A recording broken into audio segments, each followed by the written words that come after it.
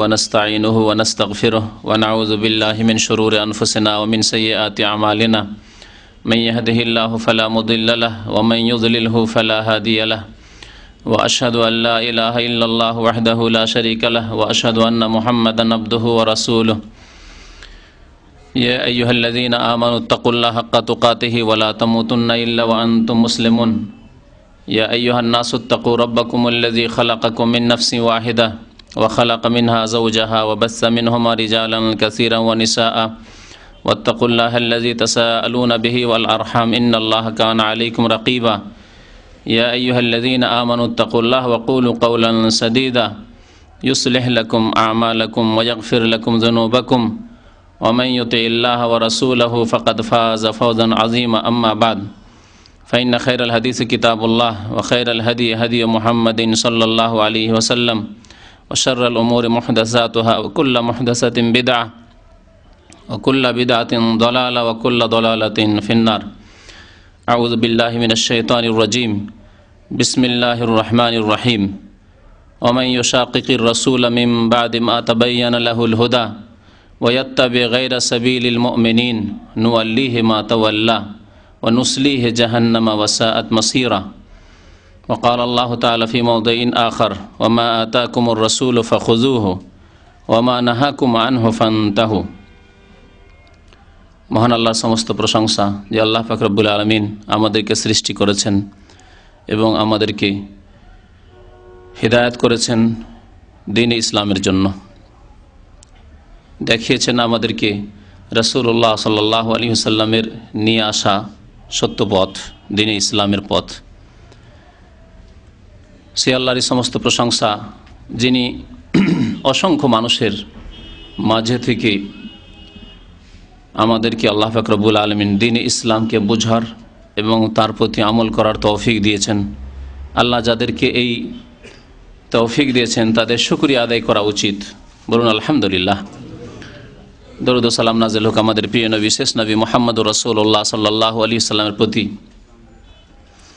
যিনি এমন একটি সত্য পথ আল্লাহর পক্ষ থেকে মানব জাতিকে দেখিয়েছেন, যার প্রতি অটলতাই হচ্ছে জান্নাত হাসিলের জামিন, যার প্রতি কায়েম থাকা এবং যেই রাস্তায় চলাই হচ্ছে জান্নাতের রাস্তায় চলা, আর যেই রাস্তার উপর থাকাই হচ্ছে জাহান্নাম থেকে বাঁচার একমাত্র উপায়। আল্লাহুম্মা সাল্লি আলাইহি আল্লাহুম্মা বারিক আলাইহি। গত মঙ্গলবারে এবং শুক্রবারেও আলোচনা হয়েছে চরমোনাই সম্পর্কে, তরিকা চরমোনাই। তাদের তরিকা হচ্ছে চিশতিয়া সাবেরিয়া। এই তরিকা সম্পর্কে আলোচনা হয়েছে। তাদের একটি কিতাব থেকেই আলোচনা এতদিন চলছে। তাদের বেশ কিছু কিতাব রয়েছে যেসব কিতাবে শিরক বিদআত এবং ভিত্তিহীন কথাবার্তা, কোরআন এবং হাদিস বিরোধী কথাবার্তা তে ভরপুর। তার একটি কিতাব হচ্ছে ভেদে মারিফত বা ইয়াদে খোদা। এই কিতাবটি নিয়ে বিস্তারিত আলোচনা হচ্ছে যাতে করে উম্মতকে সতর্ক সাবধান করা যায় আর শিরক বিদআতের জালে না ফেসে যায়। আরেকটি কিতাব হচ্ছে মাওয়াইজে কারিমিয়া, যা ফজলুল করিম সাহেবের বক্তব্যের বয়ান, আর যাতে শিরক বিদআত কুফরি কথাই ভরা রয়েছে, তাও ইনশাআল্লাহ তাআলা বয়ান করা হবে। আর একটি কিতাব এসছে আমাদের কাছে, এক ভাই জাযাহুল্লাহ খায়ের, তার কাছে ফটোকপি করা ছিল আশেক মাশুক বা ইশকে এলাহি। গত মঙ্গলবারে বলেছিলাম যে আল্লাহ সম্পর্কে ইশক আর আশেক মাশুক, এই প্রেম, ইশক মানে হচ্ছে প্রেম, হ্যাঁ, তো এসব কথা হচ্ছে চরম বেয়াদবি, যা কুফরি পর্যন্ত পৌঁছাতে পারে। এই বেয়াদবি, যে বেয়াদবি মানুষ মায়ের সাথে করে না, বাবার সাথে করে না, বোনের সাথে করে না, কেউ করে না এইসব বেয়াদবি। তো এই ইশক মাশুক বা ইশকে এলাহি, আল্লাহর সাথে এরা প্রেম করে। আর বহু জায়গায় তুলনা করেছে এই প্রেমকে স্বামী স্ত্রীর প্রেমের সাথে, বা কেউ কারো প্রেমে ফেসে গেছে, কোনো মহিলার প্রেমে ফেসে গেছে, কোনো মেয়ের প্রেমে ফেসে গেছে, তার সাথে তুলনা করেছে বহু জায়গায় আল্লাহর প্রেমকে বোঝানোর জন্য। এসব বেয়াদবি কথাবার্তা রয়েছে। এই কিতাবে তো আরও শিরকে ভরা রয়েছে, যা শুরুই করতে পারিনি। তবে বেছে বেছে কিছু শিরক বিদআতের কথাগুলি উল্লেখ করবো ইনশাআল্লাহ তাআলা এই কিতাব সম্পর্কে আলোচনা শেষ হলে। আল্লাহ পাক রব্বুল আলামিন কোরআনে কারিমে সূরা নিসার আয়াত নম্বর 115-তে ইরশাদ করেছেন, ওমাই ইউশাকিকির রাসূল, যারা রাসূলুল্লাহ সাল্লাল্লাহু আলাইহি সাল্লামের বিরুদ্ধাচরণ করবে, নাফরমানি করবে। বিরুদ্ধাচরণ করা দুই রকম হয়, এক ইচ্ছা করে, এক হচ্ছে অনিচ্ছাকৃত। দুটোই নাফরমানি করা, বিরুদ্ধাচরণ করা। ইচ্ছা করে মানে জেনে শুনে সে মানল না, অমান্য করলো। যেমন একজন মানুষ জানে যে মুসলিম, আমার উপর নামাজ ফরজ, তারপরে নামাজ পড়লো না, জেনে শুনে নাফরমানি করলো। আর এমন মুসলিম কি আছে জানে না যে তার উপর 5 ওয়াক্ত নামাজ ফরজ? জানে না? প্রত্যেক মানুষ জানে, তাহলে বেনামাজি জানে যে তার উপর নামাজ ফরজ, অথচ নামাজ পড়ে না। সে জেনে শুনে রাসূলুল্লাহ সাল্লাল্লাহু আলাইহি ওয়াসাল্লামের নাফরমানি করলো, বিরুদ্ধাচরণ করলো। এভাবে বহু পাপের ক্ষেত্রে, চুরি করা, বেঈমানি করা, আত্মসাৎ ইত্যাদি, কে জানে না যেগুলো হারাম কাজ? সুদ খাওয়া, ঘুষ খাওয়া, কে জানে না যেগুলি হারাম কাজ? শিরিক করা, কে জানে না যে হারাম সবচাইতে বড় জুলম হচ্ছে, সবচাইতে বড় পাপ হচ্ছে, গুনাহ হচ্ছে শিরক? জেনে শুনে যারা করলো, বিশেষ করে যারা হুজুর ধরনের লোক, মাদ্রাসায় পড়েছে অথচ তারা শিরক বিদআতে লিপ্ত, এরা জেনে শুনে রাসূলুল্লাহ সাল্লাল্লাহু আলাইহি ওয়াসাল্লামের বিরুদ্ধাচরণ, নাফরমানি করে। আর এক নাফরমানি হচ্ছে না জেনে, বিশেষ করে বিদআতের ক্ষেত্রে, আর বহু ক্ষেত্রে শিরকের ক্ষেত্রেও। অনেকে জানে না যে এগুলি শিরক, অনেকে জানে না যে এগুলি বিদআত। সাধারণ মানুষ, কোরআন হাদিস সম্পর্কে বেশি জ্ঞান নেই, এইভাবে শয়তান বিভ্রান্ত করেছে, নেকির আশা রয়েছে, তাই দেখেছে যে এগুলি হচ্ছে রাস্তা, হুজুররা বলছেন, ধরে ফেলেছে বিদআতি হুজুরদের কথা, কিন্তু কোরআন হাদিসে নেই। তাহলে এরাও রাসূলুল্লাহ সাল্লাল্লাহু আলাইহি ওয়াসাল্লামের নাফরমানি করলো, এরাও নবী করিম সাল্লাল্লাহু আলাইহি ওয়াসাল্লামের বিরুদ্ধাচরণকারী, কিন্তু না জেনে। তাদেরও শাস্তি রয়েছে, তবে যারা জেনে শুনে নাফরমানি করে তাদের শাস্তি আরও বেশি। তো আল্লাহ পাক রব্বুল বলছেন, ওমাই ইউশাকিকির রাসূলা, যারা রাসূলের বিরুদ্ধাচরণ করলো, নাফরমানি করলো, জেনেই করুক আর না জেনেই করুক, পাপী গুনাহগার উভয়ই। মিন বাদে মা তাবায়্যানা লাহুল হুদা, আল্লাহ বলছেন হিদায়াত স্পষ্ট হয়ে যাওয়ার পরে। মুসলিমের কাছে এই মৌলিক কথা স্পষ্ট, যে কোনো মুসলিম হোক না কেন, সে বিদআতি হোক আর সুন্নতের অনুসারী হোক, প্রত্যেক মুসলিমের কাছে এ কথা স্পষ্ট যে আল্লাহ পাক একজন রাসূল পাঠিয়েছেন শেষ রাসূল করে, যার আনুগত্য করা সারা বিশ্বের মানুষের জন্য ফরজ। বিশেষ করে মুসলিম যে নিজেকে বলে যে মুসলিম হয়েছে, সে নিজের ওপর এটা ফরজ করে নিয়েছে যে আমি মুসলিম হয়ে গেছি, সুতরাং আমি রাসূলুল্লাহ সাল্লাল্লাহু আলাইহি ওয়াসাল্লাম ছাড়া আর কারো রাস্তার, আর অন্য কোনো পথের, আর অন্য কোনো তরিকার পৈরবি করব না, অনুসরণ করব না, অনুসরণ করবে একমাত্র রাসূলুল্লাহ সাল্লাল্লাহু আলাইহি ওয়াসাল্লামকে। এই কথা স্বাভাবিক, তার জ্ঞান হওয়া উচিত, যেটি ফরজ, যে ইবাদত বন্দেগী করব একমাত্র আল্লাহ পাক রব্বুল আলামিনের, আর ইবাদত বন্দেগী করব একমাত্র প্রিয় রাসূল সাল্লাল্লাহু আলাইহি ওয়াসাল্লামের তরিকা অনুযায়ী, অন্য কোনো তরিকা দিয়ে নয়। না নিজামুদ্দিন আউলিয়ার তরিকা দিয়ে, না আলাউদ্দিন সাবেরের তরিকা দিয়ে, না কারি ইব্রাহিমের তরিকা দিয়ে, না গঙ্গাহীর তরিকা দিয়ে, না ইমদাদুল্লাহ তরিকা দিয়ে, এসব তরিকা দিয়ে নয়। ইবাদত করবে একমাত্র মুহাম্মদুর রাসূলুল্লাহ সাল্লাল্লাহু আলাইহি ওয়াসাল্লামের তরিকা দিয়ে। এই কথা প্রত্যেক মুসলিমের জন্য জানা ফরজ, যেটি সুস্পষ্ট কথা। আল্লাহ পাক তাই বলছেন, মিন বাদে মা তাবায়্যানা লাহুল হুদা, হিদায়াত সঠিক পথ সুস্পষ্ট হয়ে যাওয়ার পরে যদি রাসূলের নাফরমানি করে, বিশেষ করে যাদেরকে জানিয়ে দেওয়া হলো যে ভাই তোমাদের এই কিতাবগুলিতে শিরক বিদআতে ভরা, তাদের জন্য হিদায়াত স্পষ্ট হয়ে গেল, তাদেরকে সতর্ক সাবধান করে দেওয়া হলো, খবরদার এই রাস্তায় চলিও না, এই রাস্তায় চোর ডাকাত বসে আছে, তোমাদের টাকা পয়সা ছিনিয়ে নেবে। যদি সতর্ক করে তারপরে যদি হুজ্জতি করে যায় কেউ আর ছিনতাই হয়, তাহলে দোষ তার। আপনাকে জানিয়ে দিল খবরদার এই রাস্তায় চলিয়েন না, এই চরমনায়ের তরিকায় চলিয়েন না, এই চিস্তিয়া সাহাবের এসব তরিকায় যেন না, কাদেরিয়া মুজাদ্দিদি এসব তরিকায় যেন না, আপনি যেন না নকশবন্দি তরিকে, আপনি যেন না ইত্যাদি সাহারওয়ার্দি তরিকা, যত তরিকা রয়েছে এসব তরিকা নয়, আল্লাহ রসুলের দেওয়া তরিকা হচ্ছে তরিকায়ে মুহাম্মাদিয়া। ব্যাস, তারপরে এসব পথ আপনি চললেন, মনে করলেন যে এসব পথ দিয়েই চললেই বা এসব পথ ধরলেই আল্লাহকে পাবো। মিন বাদে মা তাবায়্যানা লাহুল হুদা, আপনার জন্য হেদায়েত স্পষ্ট হয়ে গেছে, আপনাকে সতর্ক সাবধান করে দেওয়া হয়েছে। ওয়াত্তাবি গায়রা সাবিলিল মুমিনিন, আল্লাহ এতটুকু করে ক্ষান্ত হননি, আরও আল্লাহ স্পষ্ট করার জন্য বলছেন তারা মুমিনগণের রাস্তা ছেড়ে দিয়ে অন্য রাস্তার অনুসরণ করলো। আচ্ছা, আপনাদেরকে জিজ্ঞাসা করি, যখন এই আয়াত নাজল হয় তখন যেসব মুমিনগণ ছিলেন এই দুনিয়াতে, পৃথিবীতে, তাদেরকে কি বলা হয়? সাহাবায়ে কেরাম রাদিয়াল্লাহু তাআলা আনহুম, ঠিক কিনা? তখন কি তাবেঈনরা ছিল? তাবেঈনদের জামানায় কোরআন নাজল হয়নি। সাহাবায়ে কেরাম অর্থাৎ আল্লাহ রাসূলের সঙ্গীগণ তারা ছিলেন, আর রাসূলের প্রতি ওহী হচ্ছিল, কোরআনুল কারীম নাজল হচ্ছিল। তাহলে আল্লাহ মুমিনদের রাস্তার কথা বলছেন, তাহলে কোন মুমিনদের কথা বলছেন? সাহাবায়ে কেরামের কথা বলছেন। আজকে 1200, 1300, 1400, 1500 বছর পরের মুমিনদের কথা বলা হয়নি। এই মুমিনদেরকে আইডিয়াল বলা হয়নি, কারণ এরা অনেকেই ধর্মকে, দিনকে বিকৃত করেছে। তাহলে আইডিয়াল মুমিন, আদর্শ মুমিন, অনুসরণীয় মুমিন, যাদের পথে চললে মুক্তি পাবেন, কাদের কথা বলা হয়েছে? সাহাবায়ে কেরামগণের কথা বলা হয়েছে। আল্লাহ বলছেন ওয়ায়াত্তাবি গায়রা সাবিলিল মুমিনিন, মুমিনদের রাস্তা ছেড়ে দিয়ে অন্য রাস্তার অনুসরণ করলো, অর্থাৎ সাহাবায়ে কেরামের আদর্শ মোতাবেক চললো না। এখন আপনাদেরকে জিজ্ঞাসা করি, সাহাবায়ে কেরামদের জামানায় এই চিশতিয়া, সাবিরি অর্থাৎ চরমনাই তরিকা ছিল? ছিল সরসিনা তরিকা? ছিল মুজাদ্দিদি তরিকা? ছিল নকশবন্দি তরিকা? ছিল নিজামুদ্দিন আউলিয়া তরিকা? ছিল না, এসব ছিল না, স্পষ্ট কথা, ছিল না। কারণ এই লোকগুলি যাদের নামে নামকরণ হয়েছে, কারণ শুরু করব এই সাবেরিয়া নাম যে হয়েছে আলাউদ্দিন সাবেরের ঘটনা দিয়ে শুরু করব, শিরকি ঘটনা দিয়ে। তো যখন ছিল না, তাহলে বোঝা যাচ্ছে যে যারা এইসব রাস্তায়, চরমনাই রাস্তায় চলে, শর্ষিনা রাস্তায় চলে, এই চিশতি, নকশবন্দি এসব রাস্তায় চলে, তারা মুমিনগণ সাহাবায়ে কেরামের রাস্তা ছেড়ে দিয়ে অন্য রাস্তার অনুসরণ করে ফেলেছে। ওয়ায়াত্তাবি গায়রা সাবিলিল মুমিনিন, মুমিনগণের রাস্তা ছেড়ে দিয়ে অন্য রাস্তার অনুসরণ করে ফেলেছে। আল্লাহ বলছেন তাদেরকে কি করব? আল্লাহ বলছেন জবরদস্তি বাধা দেব না। অন্য রাস্তায় চলে গেছে, আমি তাদেরকে বাধা দেব না জবরদস্তি। আল্লাহর নীতিমালা এই নয়, জবরদস্তি করে আল্লাহ হিদায়াত করেন না কাউকে। আল্লাহ বলছেন নুওয়াল্লিহি মা তাওয়াল্লা, সে যেদিকে যেতে চাইবে, যেদিকে ফিরবে, সেদিকে আমি ফিরিয়ে দেব। মুখ ফিরালেন ডান দিকে, বাম দিকে, ওইদিকে, ওইদিকে, ওই তরিকা, ওই তরিকায়, আল্লাহ ওইদিকে চালিয়ে দেবেন।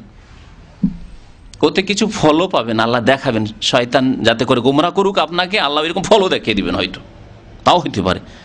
কিন্তু আপনি নবীর রাস্তা থেকে সরে গেছেন, বাস এইটুকু, আপনি জেনে সরেছেন অথবা না জেনে সরেছেন, এটা আপনার জন্য জানা ফরজ ছিল এবং তার প্রতি আমল করা ফরজ ছিল। ফল হতে পারে অনেক সময়, মনের কামনা বাসনা পূরণ হতে পারে অনেক সময়, হয় অনেক সময়। আল্লাহ জবরদস্তি যেহেতু হিদায়াত করেন না, যদি কোনো কাজই না হতো, সেখানে গিয়ে কোনো লাভই না হতো, তাহলে মানুষ যেত না। কিছু লোক যেত, ধর ওখানে গিয়ে লাভ হয় না, মাজারে গিয়ে লাভ হয় না, তাহলে যেত না, এই ব্যবসা বন্ধ হয়ে যেত, ইবলিস শয়তানের ব্যবসা বন্ধ হয়ে যেত, শিরকি কুফরির ব্যবসা বন্ধ হয়ে যেত, তাহলে জাহান্নাম খালি থেকে যেত। আল্লাহ জাহান্নামকে ভরবেন, তাই বলছেন ওয়ালাউ শি'না লাআতাইনা কুল্লা নাফসিন হুদাহা। সূরা সিজদায় আল্লাহ পাক ইরশাদ করেছেন, আমি যদি চাইতাম তো প্রত্যেক মানুষকে হিদায়াত দিয়ে দিতাম, জবরদস্তি তাকে জানিয়ে দিতাম খবরদার এই রাস্তায় চলবে না। যেভাবে হোক আল্লাহ জানিয়ে দিতেন, ফেরেশতার মাধ্যমে হোক, আর কোনো এক জায়গায় ভালো শিক্ষা দিয়ে হোক, যেমনই ওই কাজে গেছে তেমনই সাথে সাথে পানিশমেন্ট হয়ে গেল, হুঁশ হয়ে গেল না। আল্লাহ পাক ওইভাবে পৃথিবীতে সংশোধন করেন না মানুষের। লা আতাইনা কুল্লা নাফসিন হুদাহা ওয়ালাকিন হাক্কাল কাউলু মিন্নি, তবে আমার পক্ষ থেকে যে কথা স্পষ্ট হয়ে গেছে, আমার পক্ষ থেকে যে কথা স্পষ্ট, তা হচ্ছে লা আমলা আন্না জাহান্নামা, আমি জাহান্নামের সাথে ওয়াদা করেছি, জাহান্নামকে আমি পরিপূর্ণ করে ভর্তি করব, মিনাল জিন্নাতি ওয়ান নাসি আজমাইন, জিন দিয়ে, এই জিনদের মধ্যেকার যেগুলো শয়তান, ইবলিসের চেলা, যেগুলিকে দেখতে পায় না, তাদেরকে দিয়ে আল্লাহ ভরবেন, ওয়ান নাসে, এবং মানুষকে দিয়ে আল্লাহ জাহান্নামকে ভরবেন। তাহলে জাহান্নাম ভর্তি হবে, জান্নাত খালি থাকবে। হাদিসে রয়েছে জান্নাতে সমস্ত জান্নাতীরা চলে যাওয়ার পরেও বহু জায়গায় খালি থেকে যাবে। সহিহ বুখারীর হাদিস রয়েছে, আল্লাহ পাক রব্বুল আলামিন একটি সৃষ্টি তৈরি করবেন, তাদেরকে দিয়ে জান্নাতের ওই খালি জায়গাগুলি পূরণ করবেন আল্লাহ পাক রব্বুল আলামিন। তাহলে জান্নাত খালি থাকার কথা বলা হয়েছে, জাহান্নাম খালি থাকবে না। তো আল্লাহ বলছেন নুআল্লিহি মা তাওয়াল্লা, যেদিকে ফিরতে চাইবে সেদিকে ফিরিয়ে দেবো, নুসলিহি জাহান্নাম। এইভাবে যখন ভুল পথে চলে যাবে, ভুল তরিকা ধরে নেবে, নবীর তরিকা বাদ দিয়ে, নুসলিহি জাহান্নাম, তাদেরকে আমি দাখিল করব, প্রবিষ্ট করব জাহান্নামে। ওয়াসাআত মাসিরা, এবং বড়ই নোংরা জঘন্য স্থান হচ্ছে জাহান্নাম, যাতে কোনো মঙ্গল নেই, কল্যাণ নেই। সাআত মাসিরা। এখন আসুন বেশি আর কথা লম্বা না করে মাঝে মাঝে কোরআন এবং হাদিসের সেই দলিলগুলি পেশ করব যেগুলির বিরোধী কথাবার্তা রয়েছে এই চরমনাই তরিকায় এবং তাদের কিতাবাদিতে। এই কিতাব ভেদে মারিফাত ইয়াদে খোদা, এই কিতাবের পৃষ্ঠা নম্বর 66-67, তাতে কি আছে তা দেখুন। তাতে একটি বড় ঘটনা বর্ণনা করা হয়েছে। বলছেন হজরত আলাউদ্দিন সাবেরের একটি ঘটনা। আলাউদ্দিন সাবের কে? এই চরমনাই তরিকার পূর্বপুরুষ। সে সিলসিলা গত সপ্তাহে, গত শুক্রবারে আলোচনা করেছি। এই তরিকার নাম দিয়েছে তারা চিস্তিয়া সাবেরিয়া। ওই আলাউদ্দিন সাবেরের নামে সে তরিকার নাম হচ্ছে সাবেরিয়া। এই আলাউদ্দিন সাবেরের অবস্থা শোনেন, তারা কি তামাশা করতো ধর্মের নামে। বলছেন হজরত আলাউদ্দিনের জীবনের ভিতরে লেখা আছে, যে জীবনের ভিতরে লেখা আছে, তাহলে কোরআন হাদিসের কথা নয় এগুলি, হ্যাঁ লিখে দিয়েছে। কারো জীবনীতে যা লিখবেন তাই ছাপবে। আজকাল দোষীকে নির্দোষী করে ইতিহাস লেখা হচ্ছে, আর নির্দোষীকে দোষী করে ইতিহাস লেখা হচ্ছে। সে রাজনৈতিক ক্ষেত্রে হোক আর ধর্মের ক্ষেত্রে হোক, সেটা চোখের সামনে স্পষ্ট প্রমাণ। আকবরের মতো বেদিনকে ভারতের ইতিহাসে লেখা হয়েছে মহামতি আকবর, ঠিক কিনা? মহামতি আকবর একবারে, যে অকাট মূর্খ ছিল আর ইসলাম ধর্ম ছেড়ে দিয়ে মুরতাদ হয়ে সে দিনে ইলাহি আবিষ্কার করেছিল। আর বাদশাহ আওরঙ্গজেব আলমগীর একজন আলেমে দিন ছিলেন, আর দীর্ঘদিন বাদশাহী করা সত্ত্বেও টুপি সেলাই করে তার জীবিকা নির্বাহ করতেন। এত দিনদার মানুষ, আল্লাহওয়ালা, পরেশগার, তাহাজ্জুদ গুজার ছিলেন। তাকে একবারে পেশ করা হয়েছে একজন জালেম, নিষ্ঠুর, ইত্যাদি ইত্যাদি করে পেশ করা হয়েছে। তাহলে দুনিয়ার রীতিনীতি বুঝতেই পারছেন। তো তার জীবনীতে কি লেখা হয়েছে তাই দেখুন। তিনি যখন তাহার মাতার গর্ভে, তখন তাহার পিতার ইন্তেকাল হয়। তিনি যখন ভূমিষ্ঠ হন, যাই হোক ভূমিষ্ঠ হল, তারপরে বয়স যখন 7-8 বৎসর হইল, তখন তাহার মাতা বাড়ির নিকটবর্তী একজন মিয়া সাহেবকে ডাকিয়া বলিলেন যে আমার আলাউদ্দিনকে এমন একজন আলেমের নিকট পড়িতে দেবেন যাহার মধ্যে ইলমে শরীয়ত ও মারিফাত উভয় আছে। ইলমে শরীয়ত ও মারিফাত উভয় আছে। এর আগে আলোচনায় বলেছি যে দ্বীনকে, ইসলামকে বিভক্ত করা এইভাবে যে মারিফাত আলাদা, মারিফাত একটা জিনিস আছে যেটা আলেমরা যায় না। শরীয়তের আলেম আলম বুখারী মুসলিম পড়েও জানা যায় না, আর কোরআনের তাফসীর পড়েও জানা যায় না। শরীয়তের আলেমরা জানতেন না। সুতরাং ইমাম আবু হানিফা, শাফি, মালিক, আহমদ তারা শরীয়তের, ফিকহ, আকীদার এসবের তো আলেম ছিলেন, আরবি ভাষা বুঝতেন, কিন্তু ওই বাতিনি গুপ্ত ইলম জানতেন না, মারিফত ইলম জানতেন না। এই যে দাবি, এটি এসছে রাফেজি বাতিনি ফিরকা থেকে। আর এই বাতিনি ফিরকার উৎস হচ্ছে ইয়ামান দেশের সাবাই ইহুদি আব্দুল্লাহ বিন সাবাহ। জি, ইহুদি এসে ঢুকেছে, তারপর এই বাতিনি মতবাদ পেশ করেছে। ইসলামে এর কোনো অস্তিত্ব নেই। ইসলামে যা আছে স্পষ্ট আছে, কোনো অস্পষ্টতা নেই। এবং নবী করিম সাল্লাল্লাহু আলাইহি ওয়াসাল্লামের উপর যা দিন নাযিল হয়েছে স্পষ্টভাবে খোলাখুলি সমস্ত সাহাবার সামনে বয়ান করেছেন। খাস করে দুই একজনকে বলেছেন যে তোমরা লুকিয়ে রাখবে, এটা হচ্ছে বাতিনি ইলম, এটা হচ্ছে মারিফতি ইলম, সবাইকে দেবে না। এইরকম কথাবার্তা কুফরি কথাবার্তা। নবী করিম সাল্লাল্লাহু আলাইহি ওয়াসাল্লাম সম্পর্কে একটি আপনাদেরকে হাদিসও শুনিয়ে দিয়ে এই মর্মে যে এইরকম কিছু নেই। তাহলে শরীয়ত, মারিফত আর হাকিকত আর তরিকত এসব মিথ্যা ভাগ, ডাহা মিথ্যা ভাগ ইসলামের নেই। মা আনজালাল্লাহু বিহা মিন সুলতান, আল্লাহ পাক বলেছেন যে এইরকম সনদ কোনোদিন আমি নাজিল করিনি। এর কোনো দলিল প্রমাণ কোরআনেও নেই, হাদিসেও নেই। আপনাদেরকে ওই হাদিসটি শোনাই যে হাদিসে রয়েছে যে নবী করিম সাল্লাল্লাহু আলাইহি সাল্লাম কোনো জিনিস গোপনে করেনি। যেই ব্যক্তি এই ধারণা করবে সে চরম অপরাধ করলো। মা আয়েশা রাদিয়াল্লাহু তাআলা আনহা বর্ণনা করছেন, মা আয়েশা রাদিয়াল্লাহু তাআলা আনহা বর্ণনা করছেন, তাকে একজন তাবেঈ মাসরুক জিজ্ঞাসা করছেন কয়েকটি প্রশ্ন। তার মধ্যে একটি প্রশ্ন ছিল যে মুহাম্মদ সাল্লাল্লাহু আলাইহি ওয়াসাল্লাম কি তার রবকে আল্লাহকে দেখেছেন? এই পীরেরা নাকি আল্লাহকে দেখে, শুধু দেখেন, আল্লাহর সাথে বিলীন হয়ে যায়। এসব কিতাবে আছে ফানা হয়ে যায়, মানে বিলীন হয়ে যায়। আর কে আল্লাহ কে পীর কোনো পার্থক্য থাকে না, যিনি আল্লাহ তিনি পীর।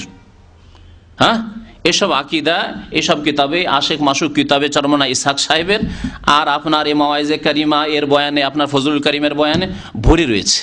জি, মানসুর হেল্লাজের ঘটনায় এসব ভরে রয়েছে, আরও কার ঘটনায় সব বয়ান করেছে। তো শুনেন, নবী করিম সাল্লাল্লাহু আলাইহি ওয়াসাল্লাম কি রবকে দেখেছেন? মা আয়েশা বলছেন, মান হাদ্দাসাকা, কেউ যদি তোমাকে বলে যে আন্না মুহাম্মাদান সাল্লাল্লাহু আলাইহি ওয়াসাল্লাম রাআ রাব্বাহু, মুহাম্মদ সাল্লাল্লাহু আলাইহি ওয়াসাল্লাম তার রবকে আল্লাহকে দেখেছেন, ফাকাদ কাযাবা, সেই ব্যক্তি মিথ্যা কথা বলল। কে বলছেন?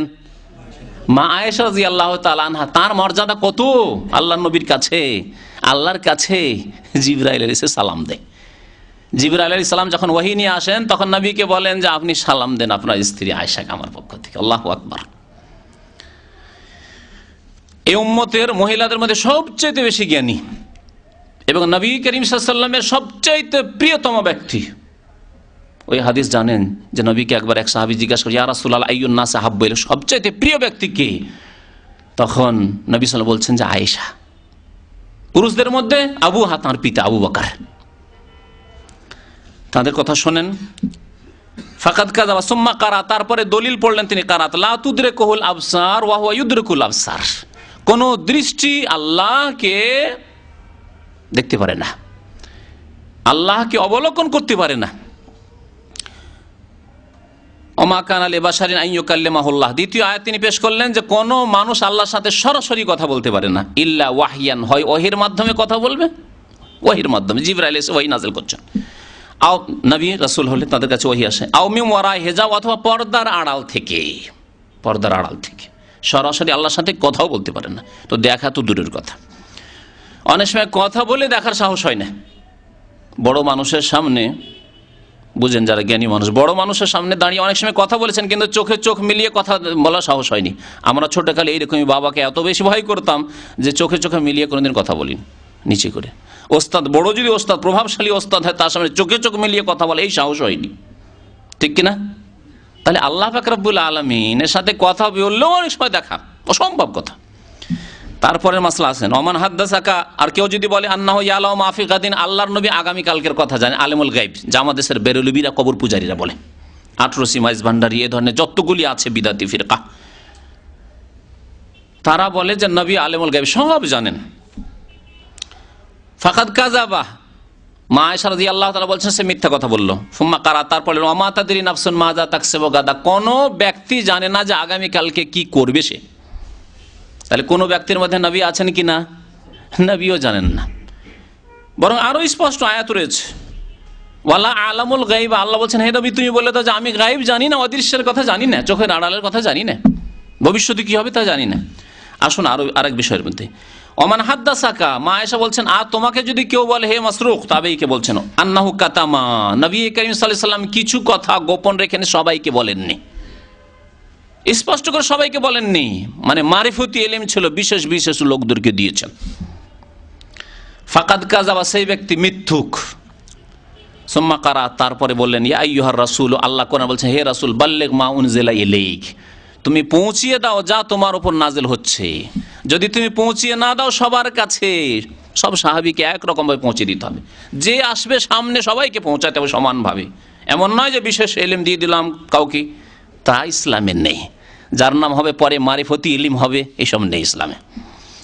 বাল্লিগ মা উনজিলা ইলাইকা মির রাব্বিক ওয়া ইন লাম তাফআল, যদি এরকম না করো, সবাইকে দ্বীনের কথা স্পষ্ট করে না বলে দাও, আর তাদের দাবি দ্বীনের একটি অংশ হচ্ছে মারিফত, তাই স্পষ্ট করে না বলে দাও, ফামা বাল্লাগতা রিসালাতা, তাহলে আপনি আপনার পয়গাম তাদের পর্যন্ত পৌঁছালেন না।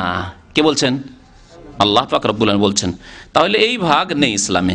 তারপরে দেখুন, শিখতে পাঠাবে আলাউদ্দিন সাবেরকে, যে এই তরিকা হচ্ছে চরমনাই তরিকা। মিয়া সাহেব বলেন ইনশাআল্লাহ আমার খোঁজে একজন বড় আলেম আছেন যিনি ইলমে শরীয়ত ও মারিফাত উভয় এলেম জানেন। আমি আগামী শুক্রবার পবিত্র দিন দেখিয়া তাহার নিকট আলাউদ্দিনকে লইয়া যাইব।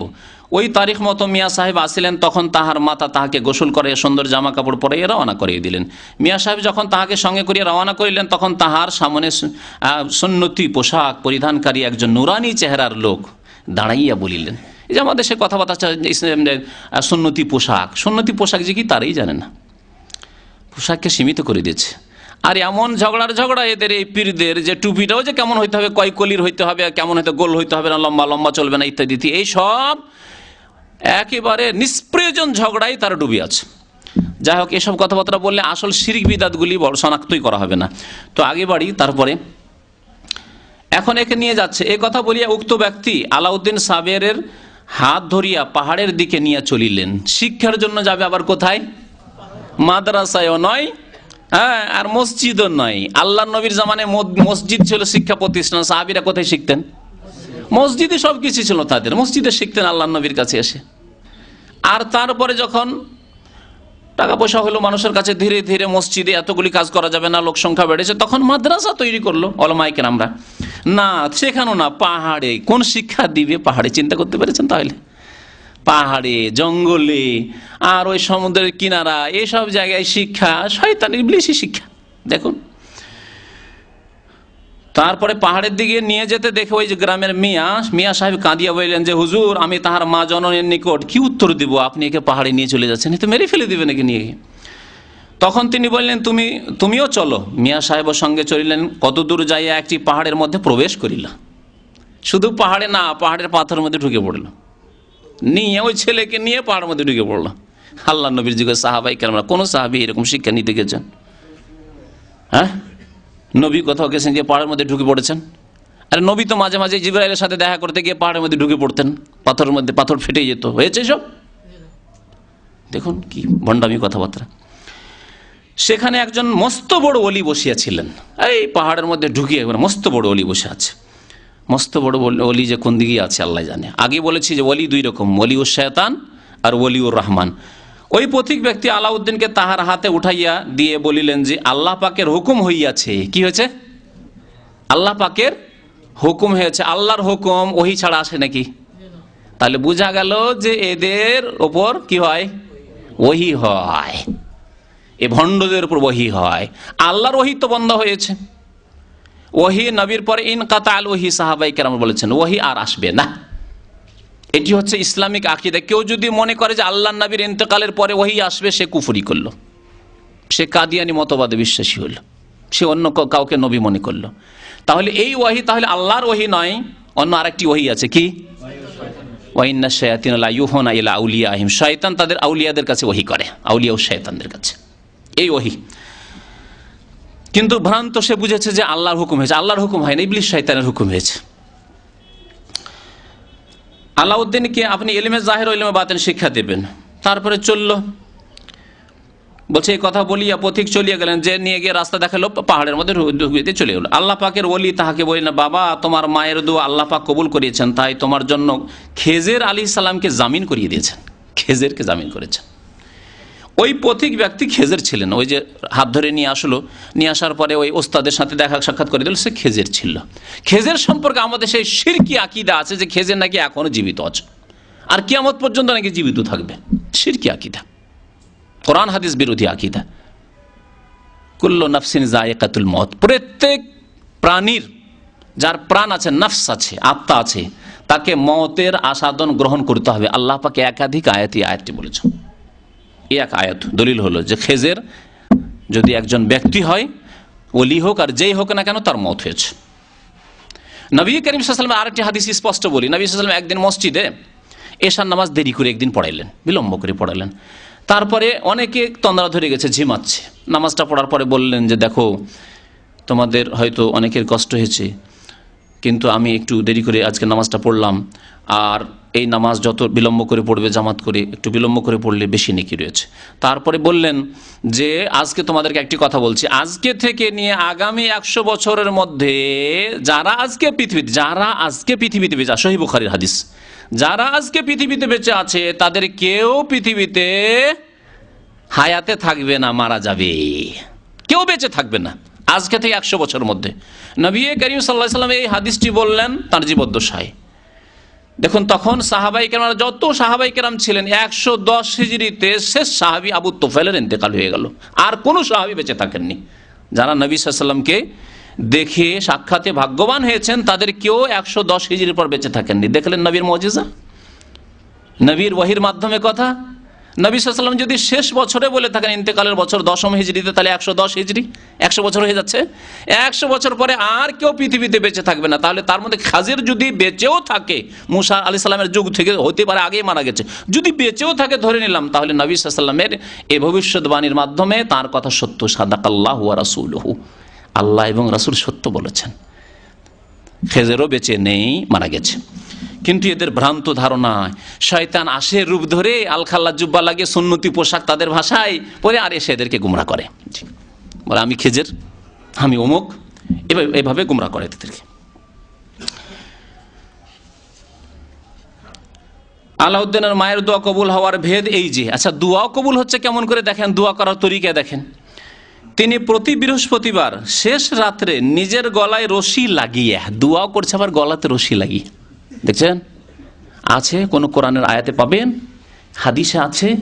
একটি হাদিস যদি কেউ দেখাতে পারে তাহলে আমি তো তার কাছে তওবা করব, তার তরিকা ধরবো, আমিও এরকমই দোয়া করব। গলায় রশি লাগিয়া তাহা ঘরের আড়ার সঙ্গে বাঁধিয়া, শুধু রশি লাগিয়া নয়, ঘরের আড়া কাকে বলে? হ্যাঁ, বাতা বা তীর বা কিছু, যাই হোক, হ্যাঁ, বাংলা ঘরে হয়তো যা থাকে ঘরের ঘরে, আল্লাহর দরবারে বুক ভাসাইয়া রোনাজারি করিতেন ও এই দোয়া করিতেন যে, হে মাবুদ, তুমি আমার আলাউদ্দিনকে দুনিয়া ও আখিরাতের এলেম দান করো। নবী করিম সাল্লাল্লাহু আলাইহি ওয়াসাল্লাম বলেছেন, মান আমিলা আমালান, যে ব্যক্তি এমন কোন আমল করবে, লাইসা আলাইহি আমরুনা, যেটি আমার তরিকা নয়, সহিহ বুখারীর হাদিস, মুসলিমের হাদিস, যেই ব্যক্তি এমন কোন আমল করবে যেটি আমার তরিকা নয়, সেটি রাদ্দুন, প্রত্যাখ্যাত, কবুল হবে না। তাহলে আলাউদ্দিনের মা যদি এই বিদাতি তরিকায় গলায় ফাঁসি লাগিয়ে আর আড়াই বেঁধে ঘরের বাতায় বা আপনার তীরে বেঁধে যদি দোয়া করে, তাহলে বিদাতি দোয়া কিনা? তাহলে এই বিদাতি দোয়া কবুল হবে? কখনো হবে না, আল্লাহ হিদায়াত দিবে না তাদেরকে। আর তাই হয়েছে, শিরক বিদাতেরা ডুবে গেছে গিয়ে। আমি মনে করতাম আমার অঞ্চলে এরকম বিদাত আছে। এক লোকের ছেলে, বেশ কয়েকটা ছেলে হচ্ছে, মেয়ে হচ্ছে না, এই ঘটনা শোনা ঘটনা, এবং সেই লোককেও চিনি। স্বামী স্ত্রী তাদেরকে কোন জাহেল মূর্খ লোকে বলেছে যে তোমরা এক গলা পানিতে গিয়ে ডুব দিবে রাত্রে, আর ডুব দিয়ে গিয়ে ডুবে দোয়া করবে। শুধু স্বামী স্ত্রী নাই, তার খালা, ছেলের খালাও নিবে, আউযুবিল্লাহ, মানে শালিকে নিয়ে দোয়া করতে হবে। কি মজার দোয়া! আর পানিতে আবার গলা ডুবিয়ে, তাহলে কোন শয়তানি বিদাতি দোয়া? শয়তান কিভাবে গুমরাহ করছে? এগুলি গ্রামে গঞ্জে এই ধরনের বিদাতি তরিকার দোয়া রয়েছে। তার একটি দোয়া হচ্ছে, এই কিতাবে 2-3 বার এই দোয়ার কথা উল্লেখ করা হয়েছে বিভিন্ন ঘটনাতে, গলাতে রশি বেঁধে ফাঁসির মতো লাগিয়ে দোয়া করা ধরবে। মা আনজালাল্লাহু বিহা মিন সুলতান, আল্লাহ এর কোন সনদ প্রমাণ নাজিল করেননি। এই তরিকার যে প্রবক্তা, এই তরিকার নামে, চরমনাই তরিকার নামে হচ্ছে চিস্তিয়া সাবেরি, এই আলাউদ্দিন সাবেরের এই অবস্থা, তার মায়ের এই অবস্থা। তারপরে শোনেন না আরো মজার কথা। একদিন বলছে যে আমার মাতা সাহেবানিও, এই ইসহাক সাহেব, এই ফজলুল করিমের বাবা ইসহাক সাহেব যে পীর, বড় পীর তাদের, এই চরমনাইয়ের বড় পীর বলছেন যে আমার মাতা বড় আবেদা ছিলেন, মাতা সাহেবানিও আবেদা ছিলেন। তিনি একদিন আমার নিকট বলিলেন, ফতুয়া জিজ্ঞেস করলেন ছেলেকে, বাবা ইসহাক, তুমি যখন উজানিতে পড়িতে গিয়াছো, তখন আমি তোমার শোকে বেচাইন হইয়া গলায় দড়ি লাগাইয়া তাহা আড়ার সঙ্গে বাঁধিয়া তোমার জন্য দোয়া করিয়াছি। দেখলেন, তাহলে এই বিদাতে এরা সবাই ডুবে আছে। যেমন আলাউদ্দিন সাহেবের ডুবে আছে, তার মা ডুবে আছে এই বিদাতে, তেমন ডুবে আছে চরমনাইয়ের মা ইসহাক সাহেবের মা। জি। আর তারপরে মুফতি সাহেবের ফতুয়া দেখেন, কত সুন্দর ফতুয়া।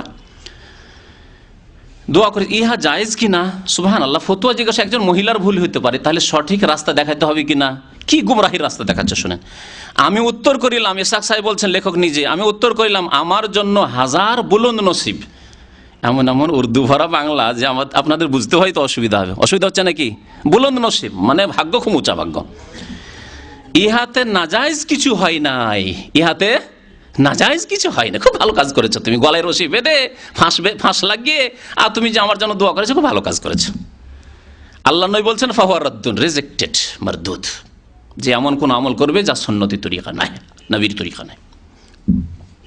কোন পথে যাবেন? নবীর রাস্তা নেবেন, চরমনাইয়ের রাস্তা নেবেন, যাকে বাংলাদেশে হক্কানি পীর মনে করছেন, এখন আপনারাই বিচার করুন। আচ্ছা, তারপরে ওখানে গিয়ে এখন শিখতে লাগলো। আলাউদ্দিন সাহেবের ওই আল্লাহর ওলি হইতে এলেম জাহির ও এলমে বাতেন সব এলেম পাইলেন। তৎপর তাহার মাতা তাহাকে তাহার মামা ফরিদউদ্দিন শাকরগঞ্জের খেদমতে নিয়ে গেলেন। ফরিদউদ্দিন শাকরগঞ্জ আর এক পীর ছিল, এক ভণ্ড ছিল, এর কাছে নিয়ে গেল, আবার মামা আলাউদ্দিন সাবেরের। আর বললেন, ভাই, এই আলাউদ্দিনকে একজন ওলির নিকট নিয়ে গিয়েছিলাম, তিনি খুব দোয়া করিয়েছেন, আপনি আলাউদ্দিনকে কিছু দোয়া দিয়ে দেন। হযরত ফরিদউদ্দিন বলিলেন, বাবা আলাউদ্দিন, তুমি আমার বাবুর্চি খানায় থাকিয়াল লোকগণকে খাদেম দিয়া খাওয়াইবা, মানে খাদেমের মাধ্যমে তুমি খাওয়াইবা, মুদির, হ্যাঁ, ম্যানেজার হয়ে, সুপারভাইজার, ফোরম্যান, যাই বলেন। তারপরে বাবা আলাউদ্দিন তুমি, হ্যাঁ, তাহার মাতা সাহেবানী বাড়ি চলিয়া গেলেন এবং 1 বৎসর পর আসিয়া দেখিলেন যে আলাউদ্দিনের শরীরে মাত্র গোস্ত নাই, মানে গোস্তই নেই শরীরে, শুধু হাড়-হাড়িটা আছে। 1 বছর পরে এসে দেখে মা। এই অবস্থা দেখে তাহার মাতা সাহেবানী কাঁদিয়া বলিলেন, ভাই আমার ইয়তীম আলাউদ্দিন আপনার নিকট রাখে গেলাম, বড়ই পরিতাপের বিষয়, আপনি তাহার দিকে সামান্যতম লক্ষ্য রাখেন নাই, নচেত এই অবস্থা হইতো না। হযরত ফরিদ উদ্দিন আলাউদ্দিনকে জিজ্ঞাসা করেন, বাবা আলাউদ্দিন, এই 1 বৎসর যাবৎ তুমি কি খাইয়াছো? 1 বৎসর যাবৎ কি খাইয়াছো? উত্তর করিলেন, আল্লাহ পাকের জিকির খাইয়াছি। আল্লাহ পাকের জিকির খাইয়াছি। শুনেছেন কোনোদিন যে আল্লাহ নবী বলছেন আমি আল্লাহর জিকির খাই? কখনো না। সাহাবারা আর আল্লাহ নবীর সাথে এদের তুলনা চলে। যদি আল্লাহ নবীর হয় তবে আল্লাহর নবী, তিনি সাইয়্যিদুল মুরসালিন, তিনি সৃষ্টির সেরা, তাকে আল্লাহ রিসালাত দিয়েছেন, তার প্রতি কোরআন নাযিল করেছেন, সকাল বিকাল তার কাছে জিবরাইল আমিন আলাইহিস সালাতু সালাম এসেছেন। এই উম্মতের সবচেয়ে বড় ওলি, সবচেয়ে বড় আল্লাহর নেক বান্দা হচ্ছেন আবু বকর সিদ্দিক রাদিয়াল্লাহু তাআলা, 2 নম্বর ওমর ফারুক রাদিয়াল্লাহু তাআলা। তাদের সাহাবায়ে কেরামদের এইরকম জীবনে কোনোদিন হয়েছে? হ্যাঁ, যে আল্লাহর জিকির খেয়েছেন আর কিছুই খাননি? নবী সাল্লাল্লাহু আলাইহি ওয়াসাল্লাম পেটে পাথর বেঁধেছেন, কেন? জিকির খেয়ে দিয়ে থাকতেন। হাদিসে আসতো তো তিনি জিকির খাচ্ছেন, আছে কোনো জায়গায়? দেখছেন কি ভণ্ডামি। তারপর শোনেন, তখন তিনি জিজ্ঞাসা করেন, মামা জিজ্ঞাসা করছে, তুমি কেন খাওয়া দাওয়া করো নাই? তোমাকে বাবুর্চিখানায় ম্যানেজার বানাইছি, তবুও তুমি কিছু খাইতে পারো নাই কেন?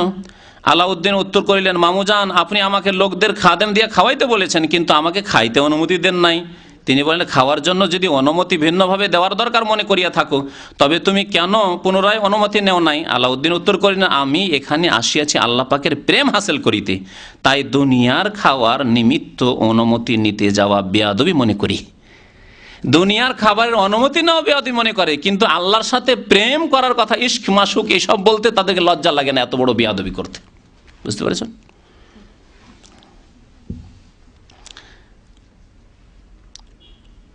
অতঃপর ফরিদ উদ্দিন বললেন, যাও বাবা, আমি তোমার জন্য খাস দোয়া করিতেছি, যখন 1 বছর না খেয়ে শুকিয়ে গেছো। আচ্ছা বলুন, 1 বছর না খেয়ে বাঁচতে পারে কোনো মানুষ? 74-এর কথা আমাদের বয়সপ্রাপ্ত মানুষ, আমাদের ইঞ্জিনিয়ার ভাই বলছিলেন, এখানে বসে আছেন, বলছেন 74-এ যে দুর্ভিক্ষ হয়েছিল তাতেও 3 মাস ম্যাক্সিমাম যদি বেঁচেছে কোনো মানুষ, 3 মাসের বেশি বাঁচেনি, না খেয়ে মারা গেছে। তার মধ্যে 3 মাসে যে একেবারে না খেয়ে থেকেছে, কিছু না কিছু খেয়েছে, হয়তো কিছু পেটে গিয়েছে, একেবারে যে দানা পানি যায়নি পেটে এমন হয়নি, সাবেরের মতো হয়নি। তারপরে 3 মাসের মধ্যে মানুষ মরে গেল, সব কত মানুষ মরল, আর এই 1 বছরে মরলই না। কি দোয়া দিচ্ছেন শোনেন, আল্লাহ পাক যেন তোমাকে উভয় জাহানের বাদশা করেন। 2 জাহানের বাদশা করে দিলেন। 2 জাহান মানে কি? উভয় জাহানের বাদশা, মানে দুনিয়ারও বাদশা আর আখিরাতের বাদশা। বলেন, আখিরাতের বাদশা কেউ আছে? আল্লাহ কোরআনে কারিমে ইরশাদ করছেন, লিমানিল মুলকুল ইয়াউম, আজকে কার সার্বভৌমত্ব, রাজত্ব, মুলক কার রয়েছে? লিল্লাহিল ওয়াহিদিল কাহার, একমাত্র আল্লাহর হাতে, যিনি একক, যিনি সর্বজয়ী, তার একমাত্র। তখন আর কারো রাজত্ব থাকবে না। আর দুনিয়া আখিরাতের বাদশা বানিয়ে দেওয়ার এই দুয়া শিরকি কথা নয়, আল্লাহর শরীক করে দেওয়া নয় একে। জি।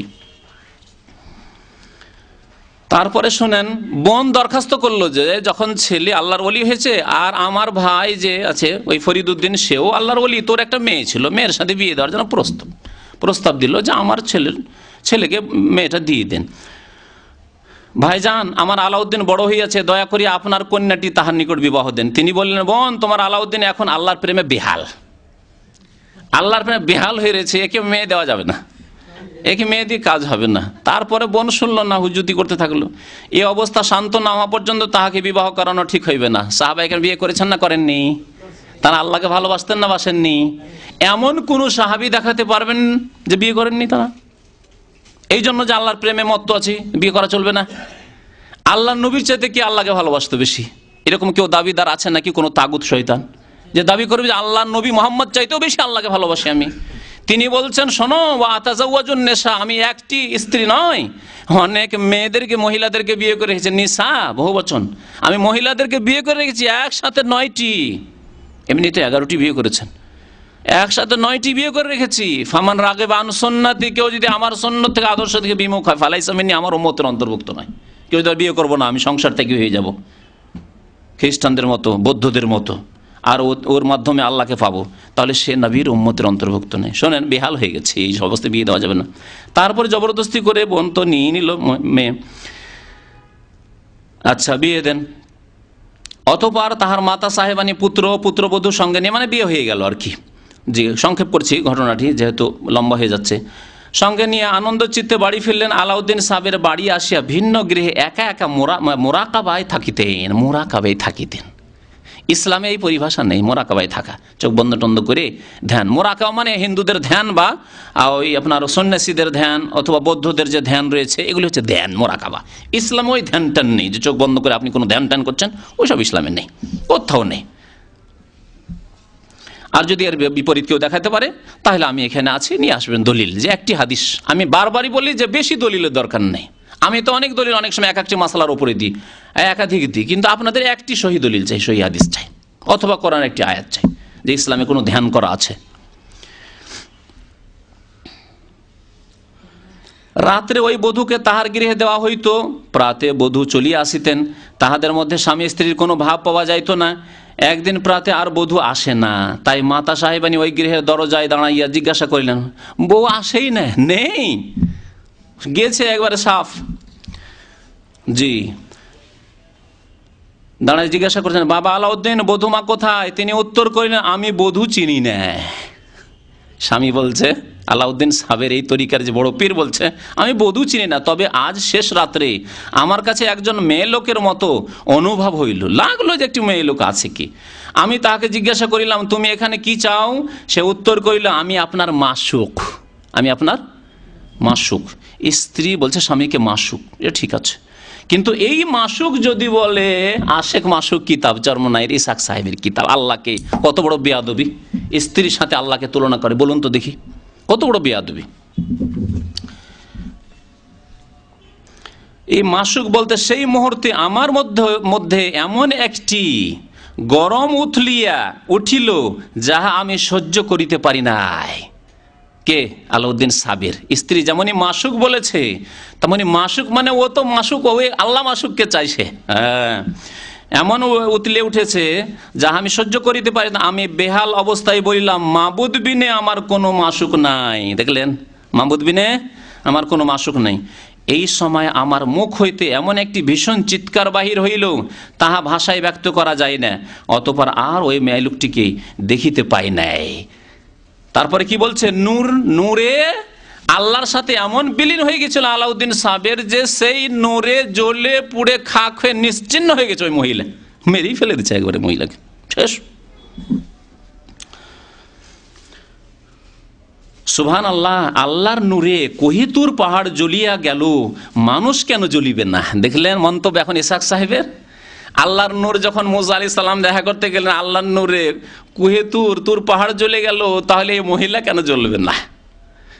তাহলে বোঝা গেল যে আল্লাহর অবতরণ ঘটেছে কিসে? আলাউদ্দিন সাবের। এটি হচ্ছে ওয়াহদাতুল ওজুদের কুফরি আকিদা। ইবনে আরবি এই আকিদা শিখিয়েছে যে পৃথিবীর সবকিছুর অস্তিত্ব হচ্ছে এক, আর সবই হচ্ছে স্রষ্টা, অর্থাৎ যে কোনো ব্যক্তিকে দেখছেন সেটি আল্লাহ। এটি হচ্ছে ওয়াহদাতুল ওজুদের আকিদার সারমর্ম।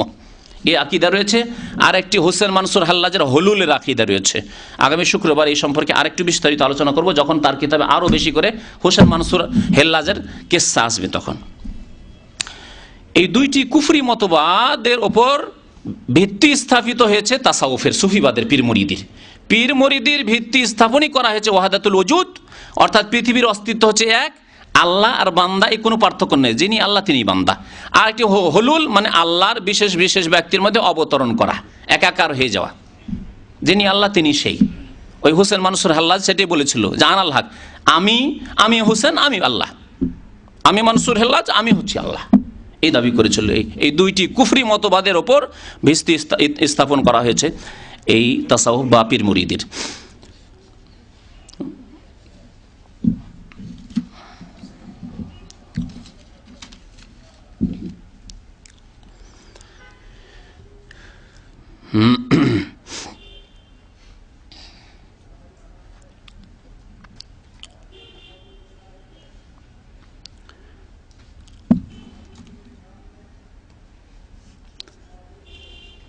69 পৃষ্ঠায় আর একটু পড়েন।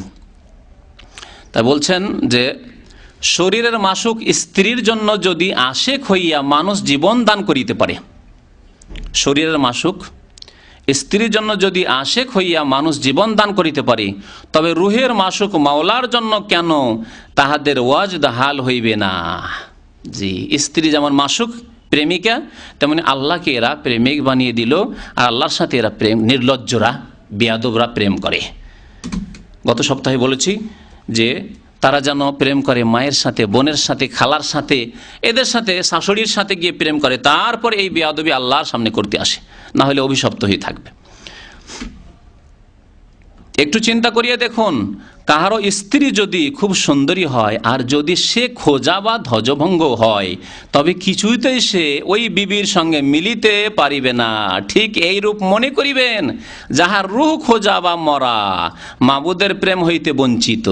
দেখলেন কি কথা, কত নির্লজ্জ বেয়াদবি কথা, যে স্ত্রী খুব সুন্দরী আপনার, কিন্তু আপনার পুরুষত্ব নেই, সেজন্য এসে স্ত্রীকে খুশি করতে পারছেন না, আর আপনিও স্বাদ পাচ্ছেন না, তার সৌন্দর্যের স্বাদ পাচ্ছেন না, মজা পাচ্ছেন না।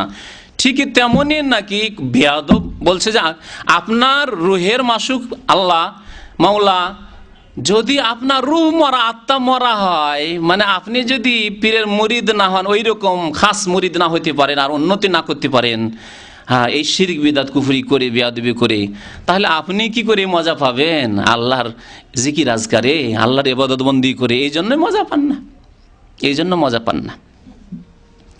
এক ন্যাংটা পীর ছিল, ন্যাংটা পীর বুঝেন তো, আছে, পাকিস্তান আছে, বাংলাদেশ আছে। ন্যাংটা পীর ছিল, তো তার মুরিদরা বলতো, বাস্তবে আছে, কোনো অবাস্তব কথা নাই, তো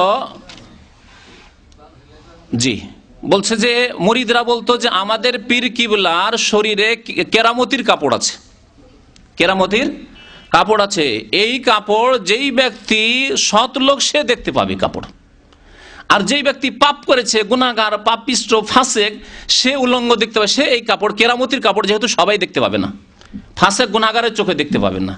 এখন এই কথা যখন ছাড়লো মুরিদরা, তখন কে বলবে যে আমি উলঙ্গ দেখছি? বলবে? কারণ উলঙ্গ বললেই তো লোকে বুঝে নেবে যে তো ফাসেক, এ তো চোর, লম্পট আছে, বদমাইশ লোক আছে। সবাই বলছে হ্যাঁ হ্যাঁ হ্যাঁ কেরামতির কাপড় দেখতে পাচ্ছি, সবাই বলছে হ্যাঁ হ্যাঁ হ্যাঁ কেরামতির কাপড় দেখতে পাচ্ছি। জি,